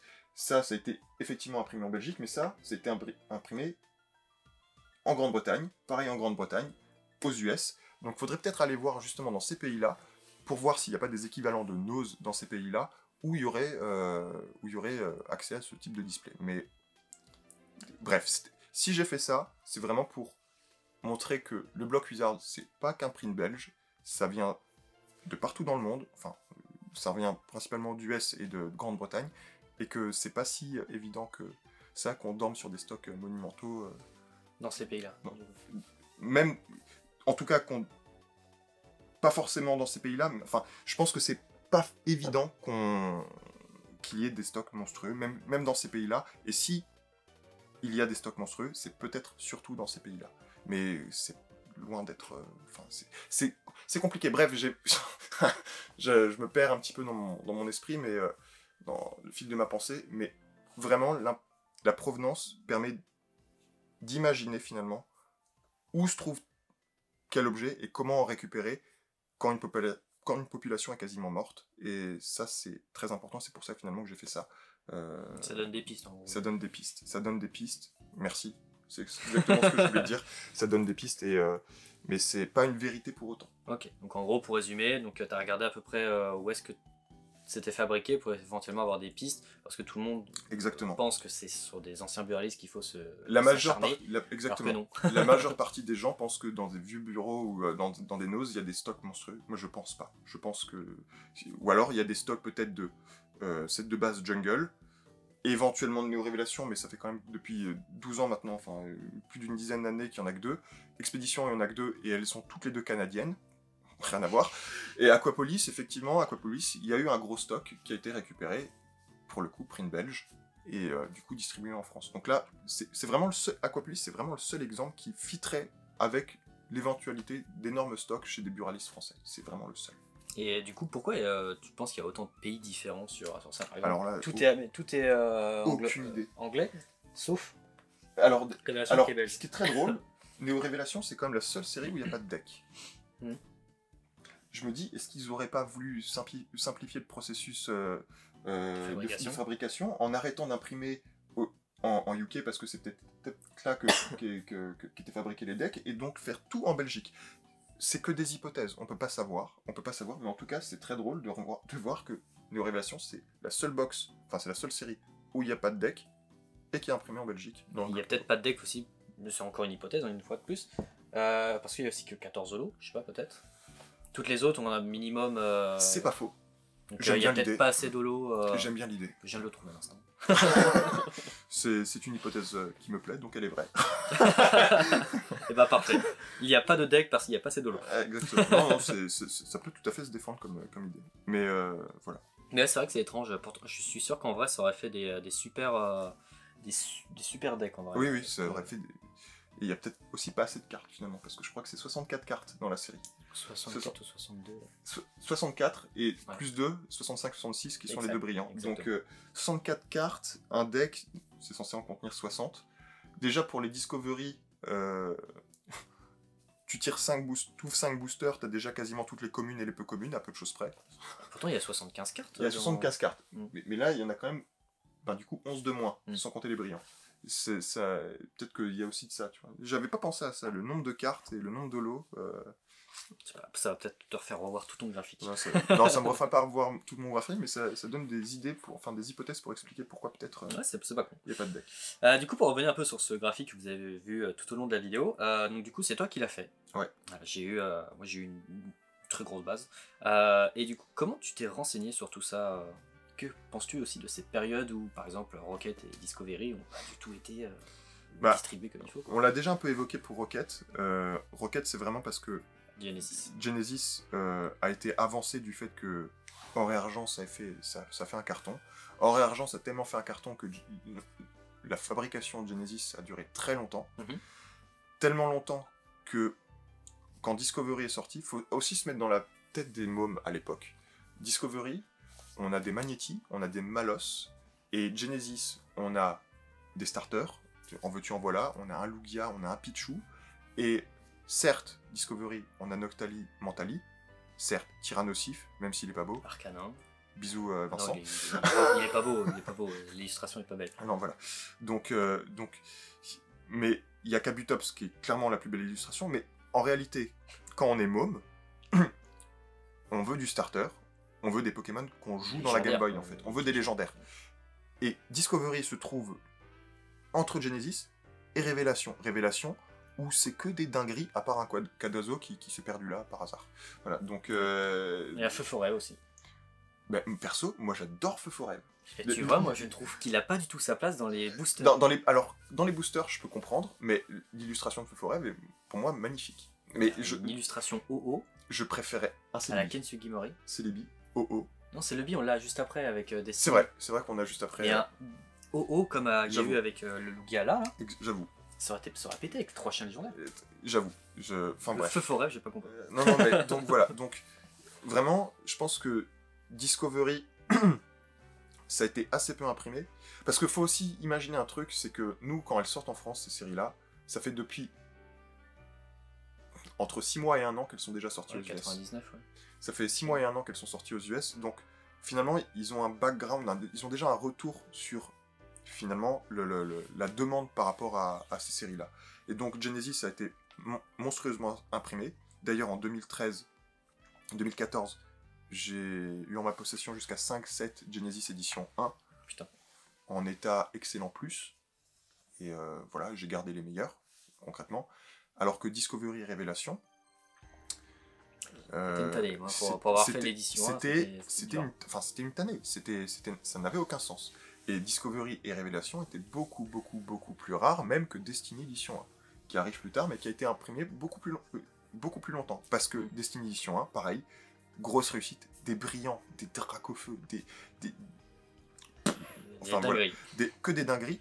Et surtout, je pense aussi que ils ont attendu. Déjà, il fallait prolonger l'impression du fait qu'on n'a pas eu Legendary Collection en France. Ça a été fait aux US, mais ça n'a pas été en France. Ça n'a pas été fait en Europe, enfin en version française, en version européenne, disons. Du coup, on a augmenté la quantité d'impressions pour Destiny, et surtout, après, on est passé à Expédition, qui, à l'époque, même pour les mômes, c'est bord bizarre, ça pouvait ne pas plaire. Moi, ça m'avait pas plu à l'époque, et du coup, c'est en partie à cause de ça que j'avais arrêté de collectionner. Donc, les e-series, j'ai fait bizarre, et puis, objectivement, le Dracofeu Expédition, c'est le moins beau. C'est clairement le moins beau de l'intégralité du bloc Wizard. C'est celui qui est en 3D. Oui, voilà, c'est celui qui est en 3D. Parce qu'il y en a un qui est en rare aussi, un autre. Oui, qui est très joli, mais qui, lui, pour le coup, n'est pas en holo. Et du coup, vu que quand t'es môme, ben, en fait, c'est les gros PV et les holographies qui comptent, en tout cas à notre époque. Voilà, moi, j'ai arrêté à ce moment-là la collection de Pokémon, et Expédition, pareil, c'est fait un petit peu manger... surtout par Destiny, et Aquapolis a été prolongé très longtemps, du fait que ça s'est joué probablement à quelques jours près qu'on n'ait pas Skyridge en français. Pourquoi? Parce que Skyridge a été imprimé en italien et en allemand. Pas loin, et si c'est imprimé en italien et en allemand, de plus en Belgique, il n'y avait aucune raison de ne pas imprimer en français. Et je pense que vraiment, ça s'est joué à quelques jours. Parce que il n'y a pas de raison d'avoir Skyridge allemand et italien s'il y a pas, de ne pas avoir Skyridge en français. Donc vraiment, ça a dû jouer à quelques jours pour que Skyridge français soit imprimé. Ça n'a jamais été le cas. Et du coup, Aquapolis a été... Il y en a eu jusqu'en 2004. Si il y a même la 3ème génération qui sortait en version. Exactement. Exactement. En plein milieu de la distribution d'Aquapolis. Enfin voilà. Ok, super intéressant. Ok, j'ai une dernière question. Est-ce que tu vas faire pareil pour le BlockX? Non. Voilà. non, j'ai pas la légitimité, j'ai aucun...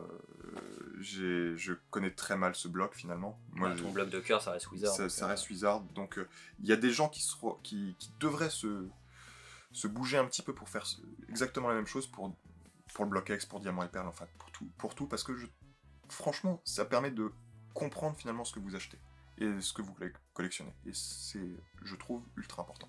Et peut-être qu'il y en a qui vont se développer une passion pour faire une frise comme ça. Du coup, c'était la dernière question de cette partie 2. On va passer du coup à la partie 3, avis et communauté. Let's go. J'ai 3 questions.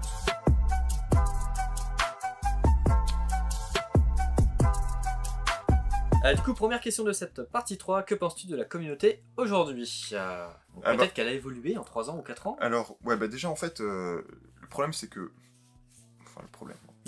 C'est pas vraiment un problème, c'est que finalement la communauté française, je deal pas beaucoup avec.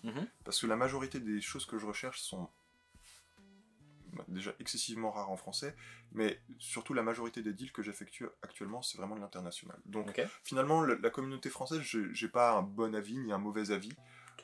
Qui plus est, je suis pas un vendeur, c'est pas mon activité première. Du coup, t'es neutre en fait. Je suis assez neutre. La communauté, je sais pas. Je sais qu'il y a du scalping, je sais qu'il y a des choses bizarres qui se passent, je sais qu'il y a des anciens collectionneurs qui font des saloperies, mais pour autant, j'ai pas un mauvais avis sur la communauté. Donc c'est juste que... T'es neutre. Je suis plus à l'international. Ok. Deuxième question, en tant qu'ancien de la commu, qu'as-tu pensé du 25e anniversaire avec cette carte Wizard réimprimée? J'en pense rien. Rien? Rien du tout. Rien du tout? Rien du tout. J'ai absolument... J'ai pas ouvert un booster. Célébration, aucun. Célébration, rien. J'ai jamais même ouvert Génération. Les 20 ans, ouais. Pour les 20 ans. Donc, vraiment, pour le coup, le récent... Alors, j'aime bien Tom en disant que le récent, ça commence en 2004. Voilà, parce que moi, je collectionne que des trucs qui ont plus de 20 ans maintenant. Mais non, mais le récent, pour moi, c'est vraiment 2016, Pokémon Go. C'est tout ce qui vient après Pokémon Go. C'est la première hype qui a eu. C'est pas la première hype, mais c'est un changement radical. Enfin, c'est une évolution radicale de la manière de collectionner.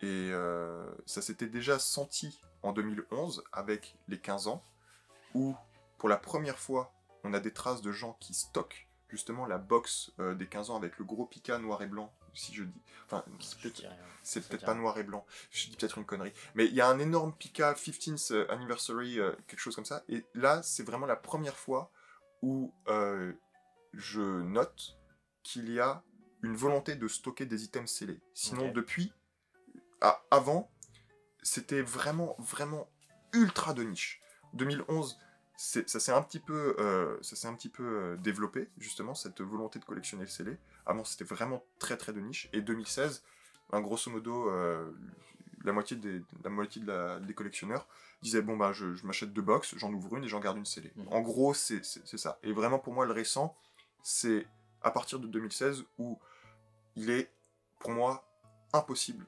de dire quelle est la population de telle box, telle box, telle box. Déjà même 2011, c'est quasiment impossible. Entre 2011 et 2016, c'est quasiment impossible.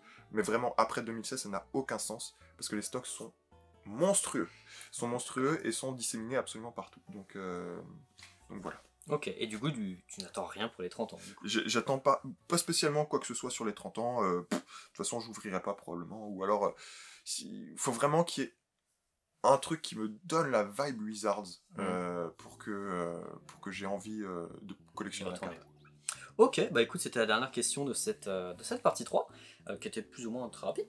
Ouais. On va du coup passer à la dernière partie, la dernière grosse partie du moins, question des abonnés, il y en a quand même pas mal.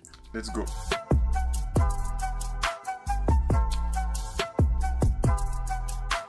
Du coup, partie 4, question des abonnés, j'en ai eu quand même pas mal. Ah, bah c'est bien. Donc, let's go avec la première question de Ayam Macédoine.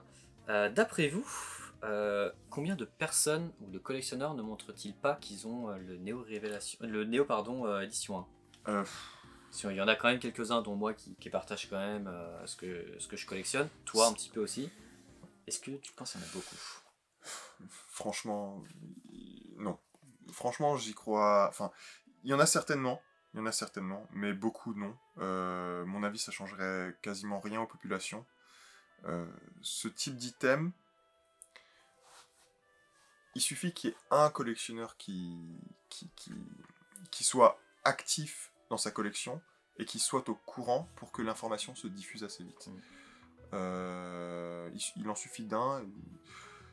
Bon, après, si c'est garder sa langue, tant mieux, mais tant mieux pour la personne qui veut pas être, qui veut pas que ça s'affiche. Mais généralement, quand quelqu'un a du Néo-Ed 1, ou de manière générale, quand quelqu'un a quelque chose de rare ou va acquérir quelque chose de rare, il en parle parce qu'il a potentiellement besoin de se rassurer ou alors besoin de discuter éventuellement tarifs, etc., etc. Et donc, je pense vraiment que entre ce qu'il existe toujours et les items connus, il n'y a pas une grande différence. Et à mon avis, elle est plutôt très faible même. Ok. Une question de Poupoucho. Il existe une possibilité de la population non repérée dans le Wizard X hors France. Forcément, c'est ce que tu disais un peu par rapport à ta frise chronologique. C'est les lieux de fabrication. C'est les lieux de fabrication, effectivement. Donc, est-ce qu'il existe une possibilité On peut en fait tout imaginer, mais le problème, on peut tout imaginer, donc on peut... on reste sur de l'hypothétique. Il y a... Ça peut être une display comme 3-4 cases. Exactement, ça peut être tout et n'importe quoi. Donc c'est vraiment très compliqué de donner des chiffres, et surtout une population d'items qu'on connaît pas. Ok. Une question de Dimitri Collet. Ce qui te fait le plus vibrer en ouverture? Je n'ouvre plus rien depuis 2019. Je crois que c'est 2019 mon Aquapolis.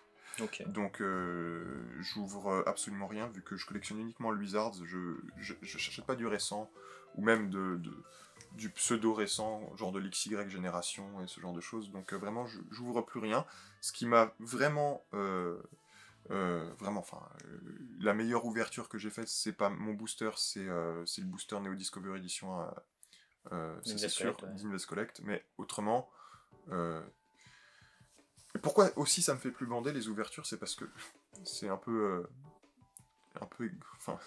c'est un peu d'égo là-dedans, mais je possède déjà les cartes. Ouais, donc ouvrir pour ouvrir, alors pour avoir des doubles. pour avoir des doubles, c'est chiant en fait. Donc, je comprends totalement. Autant garder scellé. Tu m'étonnes. J'ai 2 questions de Marco PTCG. Salut, ça fait quoi d'envoyer des fusées dans l'espace? Alors ça c'est en lien un petit peu avec mon vrai métier pour le coup. Donc je suis ingénieur de recherche en astronomie. Et alors c'est pas moi qui envoie des fusées dans l'espace, hein, concrètement, mais je travaille pour un instrument qui a été spatialisé, et qui a été spatialisé le 14 avril 2023. Parce que tu en as un peu parlé sur la réunion. Exactement, j'ai un petit peu partagé ça. Donc j'étais à Kourou pour voir justement le décollage de la fusée.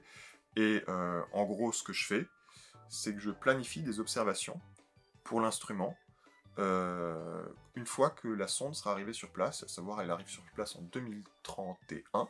Okay. Et elle y restera jusqu'en 2035.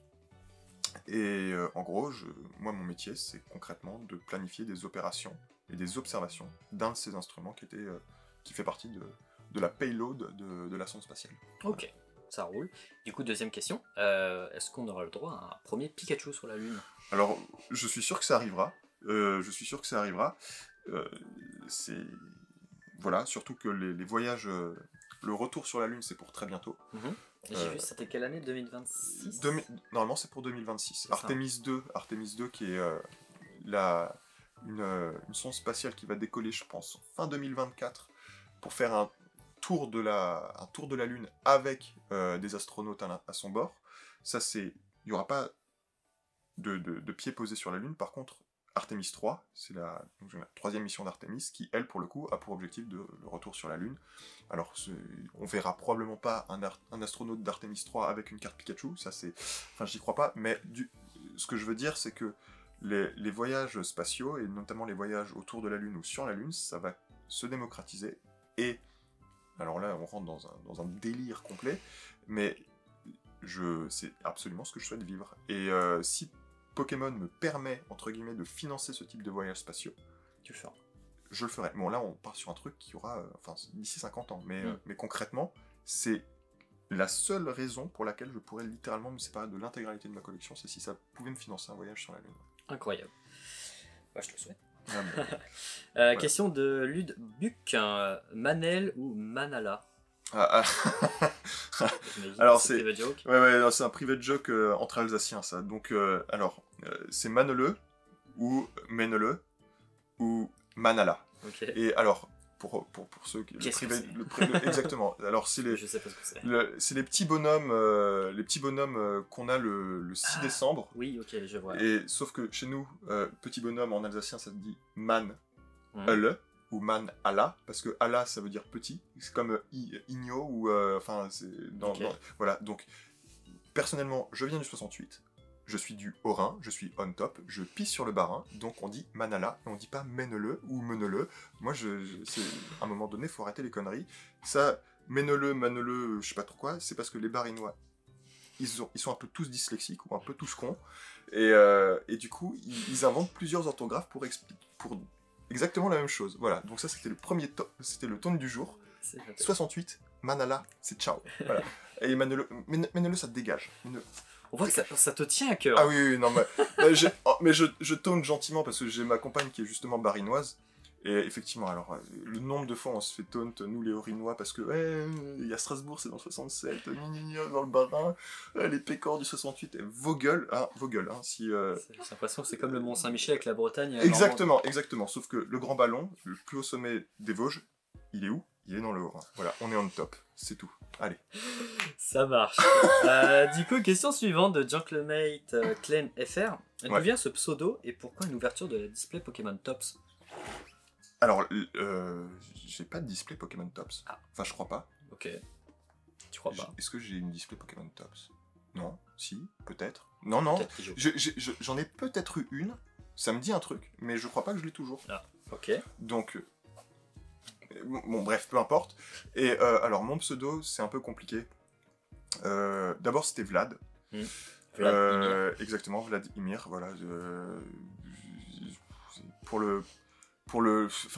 Vraiment, il n'y a pas trop de raison, même si j'avoue qu'au moment où je crée ce compte Facebook, Vladimir, je suis un grand joueur de LoL, de League of Legends, et Vladimir, c'est un des champions qui met grosso modo le le jeu à feu et à sang. Okay. Et donc Vladimir, j'ai voulu trouver un nom débile, c'est celui sur lequel je suis parti, et Vlad est passé à Volod, parce que pour le coup là c'est beaucoup plus concret. Dans mon enfance, mes parents, ma famille a accueilli chaque mois pendant quasiment une dizaine d'années des enfants de Tchernobyl. Okay. Et du coup, Tchernobyl, c'est en Ukraine, et j'ai des acquaintances avec la population ukrainienne, et avec un de mes correspondants qui s'appelle Roman Oleksienko, qui habite à Irpin, et du coup, je me voyais mal garder Vlad, voilà, et donc j'ai ukrainisé le pseudo en appelant ça Volod. Ok, super intéressant, je savais pas. Voilà, donc ça c'est mon premier pseudo. Mon deuxième pseudo, c'est KOFW. Ouais. Là, c'est beaucoup plus personnel en termes d'origine. Alors, je voulais un truc qui ressemble finalement à Wizard of the Coast, qui mentionne Wizard of the Coast, mais qui mentionne aussi mes origines. Et la manière dont j'ai créé le logo, ça fait mention aux écussons qui sont les écussons de l'Alsace et de la Lorraine, avec la diagonale cassée pour l'Alsace et la croix de Lorraine pour la Lorraine. Donc vous regarderez sur mon Instagram, il y a un K inversé, il y a un K qui est dans le bon sens, et le F, par le coup, est représenté par la semi-croix de Lorraine, et le W de Wizards avec la petite étoile de Wizards dessus. Ok, je pensais pas que c'était aussi élaboré. Ça veut dire Kingdom of French Wizards. Voilà, donc, ok. Et la dernière partie de mon pseudo, parce que j'en ai 3 finalement, lui pour le coup c'est vraiment Astro, c'est TNO, TNOS, Trans-Neptunian Objects, parce que ça correspond finalement les Trans-Neptunian Objects, c'est des objets qui sont tellement lointains qu'on les voit pas, ou qui se passent sous le radar. Et c'est le premier sujet d'étude sur lequel j'ai travaillé dans mon métier. Et les items Wizards français, ça m'a fait penser à ça finalement. C'est des objets qui passent littéralement sous le radar, que personne ou presque n'a jamais vu. C'est vrai. Et du coup, je me suis appelé sur certains forums TNOS pour Trans-Neptunian Objects, en faisant référence justement aux objets Wizards français. Wow, ok, c'est... Voilà, enfin bref, c'est 3 délires complètement différents. Il y a vraiment le pseudo débile, il y a mon origine, et puis il y a aussi le métier sur lequel je travaille finalement. Je fais un petit peu référence à ça, quoi. Puis voilà. Après, t'as moi, t'as Pokémon et Mathieu, Pokémat. Non mais, c'est beaucoup plus vendeur que Volod, finalement. Ou que Kof. Ouais. Ou que Oui. Tinsus. Oui, c'est sûr. Non, ouais, voilà, mais... Après, quand t'as l'explication derrière, c'est trop cool. Mais oui, voilà, c'est pour ça. Donc vous me trouvez sous Volod, KOFW ou TNO selon les forums, quoi, tout simplement. Ok, et bah question suivante de PokéDubs83. Quel est l'item le plus rare de ta collection et l'item dont tu ne te sépareras jamais? Alors, j'aurais envie de dire le Kanga. Ouais. Le problème, c'est que le Kanga, il n'est pas impossible que je m'en sépare un jour, pour peut-être une version légèrement inférieure en termes d'état, parce que le 9.5, c'est très bien.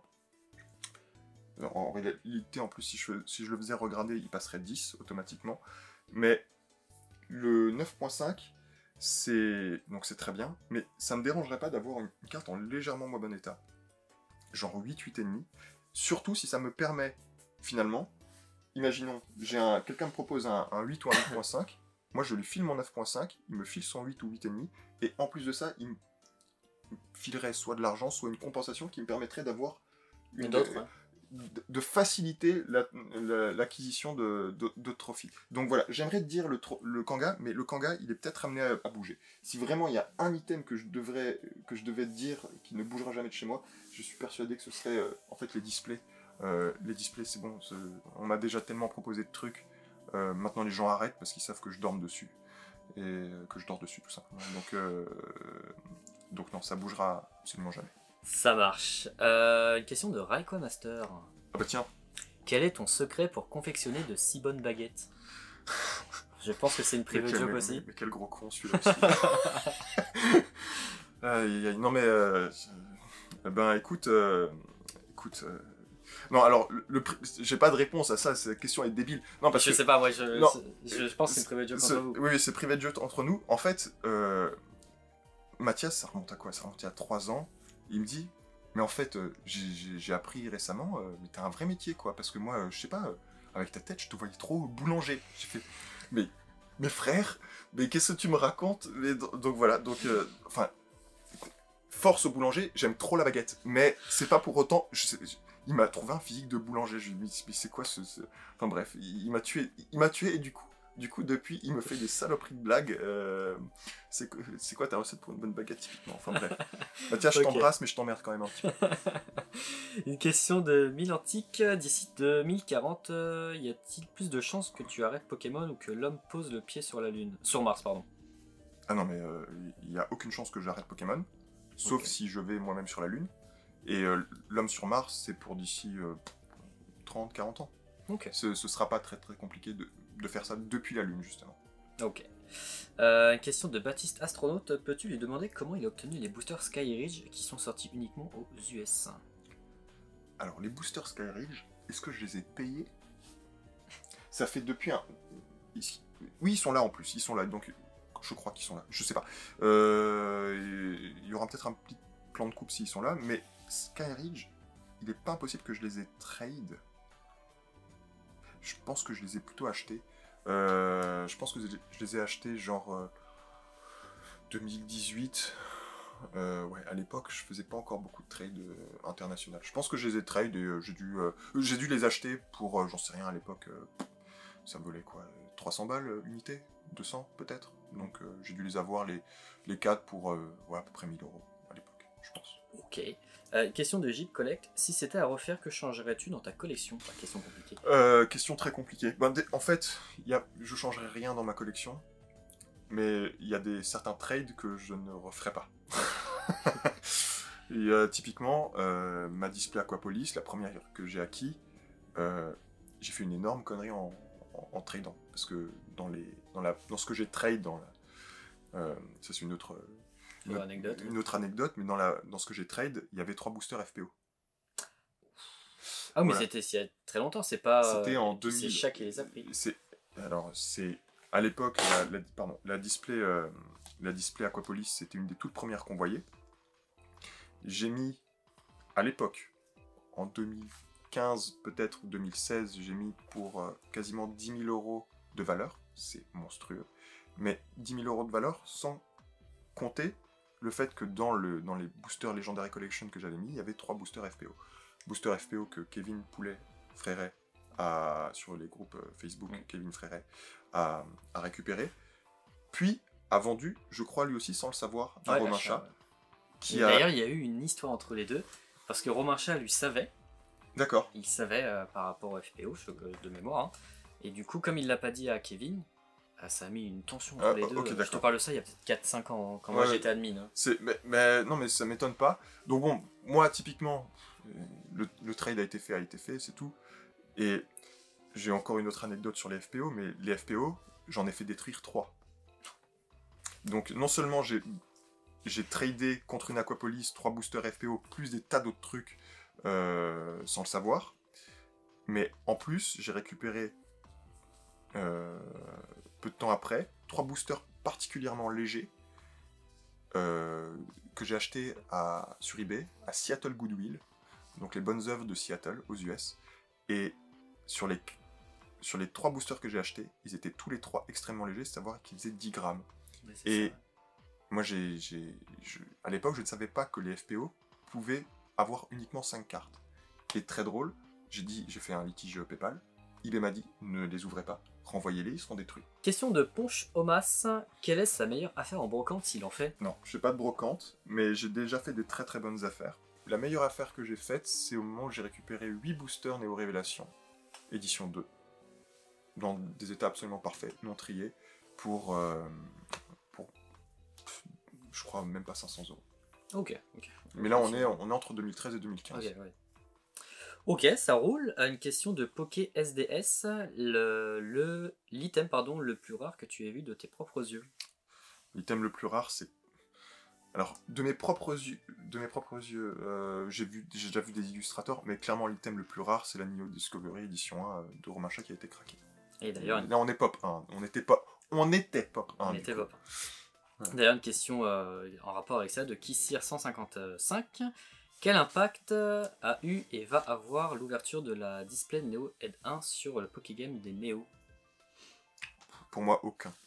Ouais, je pense pas. Vraiment, pour moi, aucun. C'est... En réalité, sur ce type de display, ça va à la rigueur créer de la demande pour les cartes. Parce que les cartes qui ont été sorties de booster, ça pour le coup, il y a des gens qui vont vouloir collectionner vraiment cette série en sortie de booster. Ça, je peux le concevoir. Mais pour le scellé, je pense que ça changera rien. Ouais, je pense aussi. Une autre question de cette personne, un avis sur les sociétés de gradation françaises, CCC, PCA, SGS. Alors, rapidement, si tu veux pas rentrer dans le détail, moi, ma collection, elle est chez PCA. Ça risque de le rester, clairement, parce que j'ai les 210 holo Wizards françaises qui sont chez eux. Voilà. Pour autant, j'aime bien tout ce qui est CCC, SGS et Collectora. Si je devais donner un avis, je pense que Collectora a un vrai avenir. Pourquoi ? Parce qu'ils sont différents en termes de public qui ciblent. Là où CCC et SGS ont un peu finalement le même public et la même cible de marché que même PCA. Vraiment, Collectora, il y a un truc qui me fait dire que il y a vraiment moyen que ça se développe bien parce que justement, ils font des choses qui sortent de l'ordinaire au niveau de l'encapsulation des cartes. Ok. J'ai une dernière question du coup de cette personne. Il y a de plus en plus d'ouvertures Wizard X. Est-ce qu'on est à court d'items et à l'épuisement du scellé? Le scellé Wizard, ça fait quand même 20 ans qu'il est concrètement plus produit. Donc évidemment, on va... Enfin, il n'y a plus de production, donc évidemment, dès qu'on ouvre un truc, c'est un item en moins. L'épuisement du scellé, peut-être pas. Il y a peut-être encore quelques petites choses qui se baladent, mais oui, on va à l'épuisement. On va à l'épuisement, oui, ça c'est inéluctablement, on va à l'épuisement. Ouais. Ok. Dernière question de Japan S. Pokemon Collect. Le nom est trop long, donc ça va pas jusqu'au bout. J'espère qu'il y aura un passage ESA JWST. Qu'est-ce que c'est? Alors l'ESA, l'acronyme de l'ESA c'est European Space Agency. Okay. Et JWST c'est James Webb Space Telescope. Donc on parle d'un télescope qui a été spatialisé en 2022, si je dis pas de bêtises. Les premières images sont arrivées début 2023, une connerie comme ça. Et c'est un télescope assez révolutionnaire parce qu'il permet de voir des choses dans l'univers qu'on ne voyait pas avant. Pourtant, moi dans mon milieu, c'est pas forcément le truc le plus le mieux parce que je suis ingénieur de recherche en astro, mais je fais surtout des missions spatiales où on va in situ. Donc je travaille dans le domaine de la planétologie et rien de mieux que de pouvoir aller directement sur place plutôt que de voir des observations depuis un télescope qui, même s'il est ultra puissant, n'aura jamais la résolution spatiale, en tout cas, que quelque chose qui se trouve sur place, quoi. Donc voilà, j'aimerais bien qu'il y ait un télescope spatial européen, style GWST, mais pour moi, ça ne changerait pas ma vie. Ok. Bah, c'était la dernière question. Ah bah voilà. Voilà, on clôture cette interview riche en informations. J'ai passé un très bon moment et tout comme la première, j'ai appris encore plein de choses. Moi j'ai passé pareil, un super moment, vraiment très sympa. Des questions un petit peu aussi astro, et je vois que donc certaines personnes me suivent aussi parce que je fais pas que du Pokémon, et c'est plaisant de le savoir. Voilà. Où est-ce qu'on peut te retrouver ? J'ai un Instagram. Qui sera affiché. Du coup, vous verrez bien que mon Insta, c'est volod.cof.tno, qui grosso modo reprend les trois thèmes que j'ai cités pour mon pseudo. Voilà. Juste un Insta, c'est tout ? Si tu as d'autres choses... Je vends pas ni sur eBay, ni sur Vogue, ni sur Whatnot, ni sur quoi que ce soit. Je vends quasiment plus rien. Donc, comme dit, je trade beaucoup. Donc, je fais principalement les choses sur Insta et sur Facebook. Ou Facebook, c'est Volodymyr, mon pseudo. Ok. Donc, pour résumer toute cette interview, si vous avez une Display Edition 2 de Genesis, n'hésitez pas. C'est chez moi. C'est chez moi. Si tu as du Neo, si vous avez du Neo Edition 1, notamment Destiny ou alors Révélation, c'est chez ce monsieur aussi. Et puis si vous avez d'autres informations éventuellement pour compléter sa frise chronologique ou alors en termes de fabrication, notamment sur des boosters sets de base édition 2. Du coup merci beaucoup pour cette interview, j'espère que tu réaliseras tes prochains objectifs et que peut-être tu auras des réponses dans la communauté. Puis du coup je te dis à très vite pour notamment le gala, je pense que le gala ouais, je serai pas au dîner par contre, mais le gala c'est sûr que j'y serai, j'espère être là plus qu'un samedi après-midi comme la dernière fois. Ouais. Et avec grand plaisir. Et puis nous, du coup, on se retrouve très vite pour une prochaine interview, une prochaine vidéo. Et puis toi, tu as encore une dernière partie. Ah, merde. Et voilà, la fameuse partie 5, qui est ce collectionneur. Voilà, un nouveau concept créé par Tikari.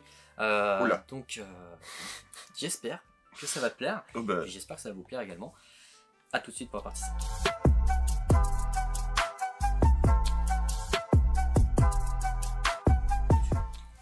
Collectionneur le plus vieux. J'aime pas préjuger de l'âge des gens, mais je pense que Teddy doit être le plus vieux collectionneur que je connaisse. Ouais. Collectionneur le plus bienveillant. Pablo Gabriel. Collectionneur de vide. Il est là. Pokémon. Collectionneur de Magikarp. C'est un peu compliqué. Je veux dire Monsieur Magikarp.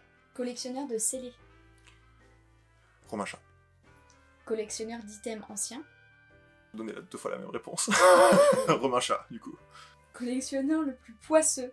En vrai, moi, j'ai fait que des merdes dans ma vie. Concrètement, j'ai fait que de la merde. Donc, collectionneur le plus poisseux, j'ai fait tellement de conneries. Bref. Collectionneur le plus chanceux. C'est compliqué la chance, c'est tellement subjectif. J'ai envie de dire quand même, Romacha, il a récupéré quand même 3 boosters FPO quasiment gratos, donc c'est pas dégueu comme chance. Collectionneur le meilleur négociateur. En tout cas pas moi, parce que moi je suis une merde. Bon négociateur, je vais penser à Valentin, il se reconnaîtra. Collectionneur le plus mauvais investisseur. Moi. moi, c'est évident, Je suis passé à côté de tas de trucs. Collectionneur de brillants. Voilà, carte brillant, j'en connais un qui possède des classeurs et des classeurs et des classeurs, qui tourne les pages et c'est toujours en story, ça s'appelle Thibaut. Voilà. Tikari. Ok. Puis nous, du coup, on se dit à très bien vite. Tu m'as mis avant. J'ai compris à très bien vite. Ouais.